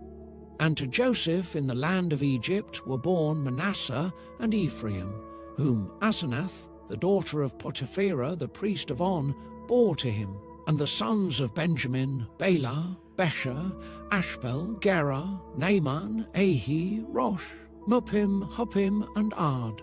These are the sons of Rachel, who were born to Jacob, 14 persons in all. The son of Dan, Hushim. The sons of Naphtali, Jazeel, Guni, Jezer, and Shillem. These are the sons of Bilhah, whom Laban gave to Rachel his daughter, and these she bore to Jacob, 7 persons in all. All the persons belonging to Jacob who came into Egypt, who were his own descendants, not including Jacob's sons' wives, were 66 persons in all. And the sons of Joseph, who were born to him in Egypt, were 2. All the persons of the house of Jacob who came into Egypt were 70. He had sent Judah ahead of him to Joseph to show the way before him in Goshen, and they came into the land of Goshen. Then Joseph prepared his chariot and went up to meet Israel his father in Goshen. He presented himself to him and fell on his neck and wept on his neck a good while. Israel said to Joseph, "Now let me die, since I have seen your face and know that you are still alive." Joseph said to his brothers and to his father's household, "I will go up and tell Pharaoh and will say to him, 'My brothers and my father's household, who were in the land of Canaan, have come to me. And the men are shepherds, for they have been keepers of livestock, and they have brought their flocks and their herds and all that they have.' When Pharaoh calls you and says, 'What is your occupation?' you shall say, 'Your servants have been keepers of livestock from our youth even until now, both we and our fathers, in order that you may dwell in the land of Goshen, for every shepherd is an abomination to the Egyptians.'" So Joseph went in and told Pharaoh, "My father and my brothers, with their flocks and herds and all that they possess, have come from the land of Canaan. They are now in the land of Goshen." And from among his brothers he took 5 men and presented them to Pharaoh. Pharaoh said to his brothers, "What is your occupation?" And they said to Pharaoh, "Your servants are shepherds, as our fathers were." They said to Pharaoh, "We have come to sojourn in the land, for there is no pasture for your servants' flocks, for the famine is severe in the land of Canaan. And now please let your servants dwell in the land of Goshen." Then Pharaoh said to Joseph, "Your father and your brothers have come to you. The land of Egypt is before you. Settle your father and your brothers in the best of the land. Let them settle in the land of Goshen, and if you know any able men among them, put them in charge of my livestock." Then Joseph brought in Jacob his father, and stood him before Pharaoh, and Jacob blessed Pharaoh. And Pharaoh said to Jacob, "How many are the days of the years of your life?" And Jacob said to Pharaoh, "The days of the years of my sojourning are 130 years. Few and evil have been the days of the years of my life, and they have not attained to the days of the years of the life of my fathers in the days of their sojourning." And Jacob blessed Pharaoh, and went out from the presence of Pharaoh. Then Joseph settled his father and his brothers, and gave them a possession in the land of Egypt, in the best of the land, in the land of Ramesses, as Pharaoh had commanded. And Joseph provided his father, his brothers, and all his father's household with food, according to the number of their dependents. Now there was no food in all the land, for the famine was very severe, so that the land of Egypt and the land of Canaan languished by reason of the famine. And Joseph gathered up all the money that was found in the land of Egypt and in the land of Canaan, in exchange for the grain that they bought. And Joseph brought the money into Pharaoh's house. And when the money was all spent in the land of Egypt and in the land of Canaan, all the Egyptians came to Joseph and said, "Give us food. Why should we die before your eyes? For our money is gone." And Joseph answered, "Give your livestock, and I will give you food in exchange for your livestock if your money is gone." So they brought their livestock to Joseph, and Joseph gave them food in exchange for the horses, the flocks, the herds, and the donkeys. He supplied them with food in exchange for all their livestock that year. And when that year was ended, they came to him the following year and said to him, "We will not hide from my lord that our money is all spent. The herds of livestock are my lord's. There is nothing left in the sight of my lord but our bodies and our land. Why should we die before your eyes, both we and our land? Buy us and our land for food, and we with our land will be servants to Pharaoh. And give us seed that we may live and not die, and that the land may not be desolate." So Joseph bought all the land of Egypt for Pharaoh, for all the Egyptians sold their fields because the famine was severe on them. The land became Pharaoh's. As for the people, he made servants of them from one end of Egypt to the other. Only the land of the priests he did not buy, for the priests had a fixed allowance from Pharaoh and lived on the allowance that Pharaoh gave them. Therefore they did not sell their land. Then Joseph said to the people, "Behold, I have this day bought you and your land for Pharaoh. Now here is seed for you, and you shall sow the land. And at the harvests you shall give a fifth to Pharaoh, and 4/5 shall be your own, as seed for the field, and as food for yourselves and your households, and as food for your little ones." And they said, "You have saved our lives, may it please my lord, we will be servants to Pharaoh." So Joseph made it a statute concerning the land of Egypt, and it stands to this day, that Pharaoh should have the fifth. The land of the priests alone did not become Pharaoh's. Thus Israel settled in the land of Egypt, in the land of Goshen, and they gained possessions in it, and were fruitful and multiplied greatly. And Jacob lived in the land of Egypt 17 years.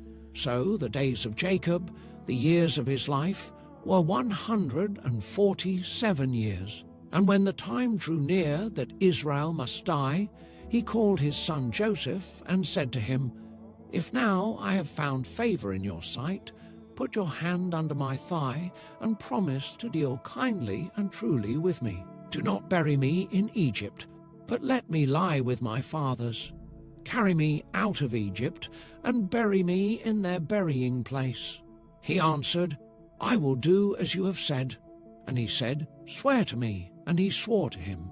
Then Israel bowed himself upon the head of his bed. After this, Joseph was told, "Behold, your father is ill." So he took with him his 2 sons, Manasseh and Ephraim. And it was told to Jacob, "Your son Joseph has come to you." Then Israel summoned his strength and sat up in bed.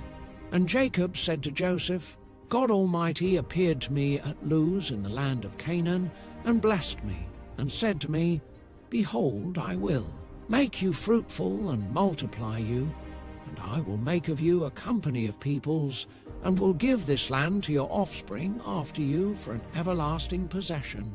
And now your 2 sons, who were born to you in the land of Egypt before I came to you in Egypt, are mine. Ephraim and Manasseh shall be mine, as Reuben and Simeon are. And the children that you fathered after them shall be yours. They shall be called by the name of their brothers in their inheritance. As for me, when I came from Paddan, to my sorrow Rachel died in the land of Canaan on the way, when there was still some distance to go to Ephrath, and I buried her there on the way to Ephrath, that is Bethlehem. When Israel saw Joseph's sons, he said, "Who are these?"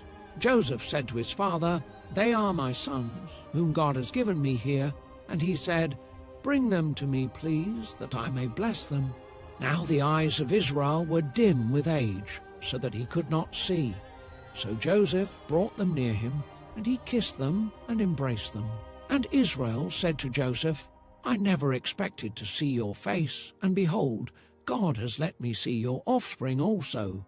Then Joseph removed them from his knees, and he bowed himself with his face to the earth. And Joseph took them both, Ephraim in his right hand toward Israel's left hand, and Manasseh in his left hand toward Israel's right hand, and brought them near him. And Israel stretched out his right hand, and laid it on the head of Ephraim, who was the younger, and his left hand on the head of Manasseh, crossing his hands, for Manasseh was the firstborn. And he blessed Joseph and said, "The God before whom my fathers Abraham and Isaac walked, the God who has been my shepherd all my life long to this day, the angel who has redeemed me from all evil, bless the boys, and in them let my name be carried on, and the name of my fathers Abraham and Isaac, and let them grow into a multitude in the midst of the earth." When Joseph saw that his father laid his right hand on the head of Ephraim, it displeased him, and he took his father's hand to move it from Ephraim's head to Manasseh's head. And Joseph said to his father, "Not this way, my father, since this one is the firstborn, put your right hand on his head." But his father refused and said, "I know, my son, I know. He also shall become a people, and he also shall be great. Nevertheless, his younger brother shall be greater than he, and his offspring shall become a multitude of nations." So he blessed them that day, saying, "By you Israel will pronounce blessings, saying, God make you as Ephraim and as Manasseh." Thus he put Ephraim before Manasseh. Then Israel said to Joseph, "Behold, I am about to die, but God will be with you, and will bring you again to the land of your fathers. Moreover, I have given to you, rather than to your brothers, one mountain slope that I took from the hand of the Amorites with my sword and with my bow." Then Jacob called his sons and said, "Gather yourselves together, that I may tell you what shall happen to you in days to come. Assemble and listen, O sons of Jacob, listen to Israel your father. Reuben, you are my firstborn, my might, and the firstfruits of my strength, preeminent in dignity and preeminent in power. Unstable as water, you shall not have preeminence, because you went up to your father's bed, then you defiled it. He went up to my couch. Simeon and Levi are brothers, weapons of violence are their swords. Let my soul come not into their counsel, O my glory, be not joined to their company. For in their anger they killed men, and in their wilfulness they hamstrung oxen.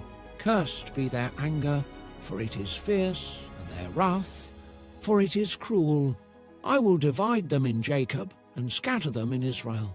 Judah, your brothers shall praise you, your hand shall be on the neck of your enemies, your father's sons shall bow down before you. Judah is a lion's cub.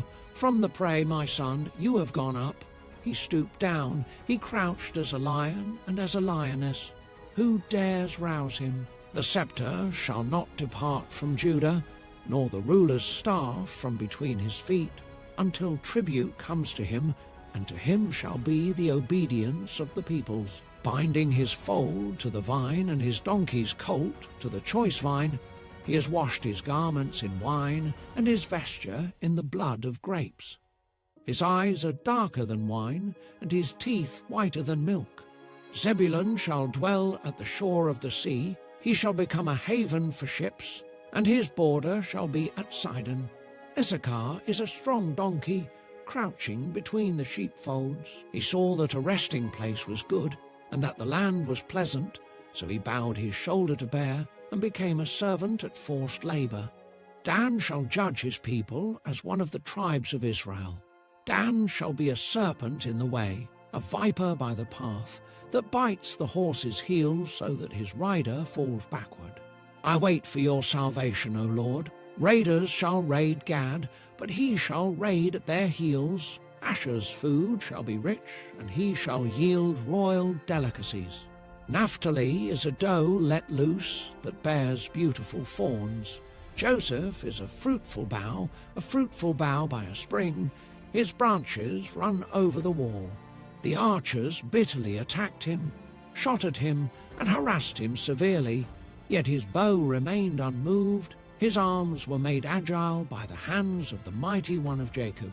From there is the shepherd, the stone of Israel, by the God of your father, who will help you, by the Almighty, who will bless you with blessings of heaven above, blessings of the deep that crouches beneath, blessings of the breasts and of the womb. The blessings of your father are mighty beyond the blessings of my parents, up to the bounties of the everlasting hills. May they be on the head of Joseph, and on the brow of him who was set apart from his brothers. Benjamin is a ravenous wolf, in the morning devouring the prey, and at evening dividing the spoil. All these are the 12 tribes of Israel. This is what their father said to them as he blessed them, blessing each with the blessings suitable to him. Then he commanded them and said to them, I am to be gathered to my people. Bury me with my fathers in the cave that is in the field of Ephron the Hittite, in the cave that is in the field at Machpelah, to the east of Mamre, in the land of Canaan, which Abraham bought with the field from Ephron the Hittite to possess as a burying place. There they buried Abraham and Sarah his wife. There they buried Isaac and Rebekah his wife, and there I buried Leah. The field and the cave that is in it were bought from the Hittites. When Jacob finished commanding his sons, he drew up his feet into the bed and breathed his last, and was gathered to his people. Then Joseph fell on his father's face, and wept over him, and kissed him. And Joseph commanded his servants, the physicians, to embalm his father. So the physicians embalmed Israel. 40 days were required for it, for that is how many are required for embalming. And the Egyptians wept for him 70 days. And when the days of weeping for him were past, Joseph spoke to the household of Pharaoh, saying, If now I have found favor in your eyes, please speak in the ears of Pharaoh, saying, My father made me swear, saying, I am about to die. In my tomb that I hewed out for myself in the land of Canaan, there shall you bury me. Now therefore, let me please go up and bury my father. Then I will return. And Pharaoh answered, Go up and bury your father, as he made you swear. So Joseph went up to bury his father. With him went up all the servants of Pharaoh, the elders of his household, and all the elders of the land of Egypt, as well as all the household of Joseph, his brothers, and his father's household. Only their children, their flocks, and their herds were left in the land of Goshen, and there went up with him both chariots and horsemen. It was a very great company. When they came to the threshing floor of Atad, which is beyond the Jordan, they lamented there with a very great and grievous lamentation. And he made a mourning for his father 7 days. When the inhabitants of the land, the Canaanites, saw the mourning on the threshing floor of Atad, they said, This is a grievous mourning by the Egyptians. Therefore the place was named Abel Mizraim. It is beyond the Jordan.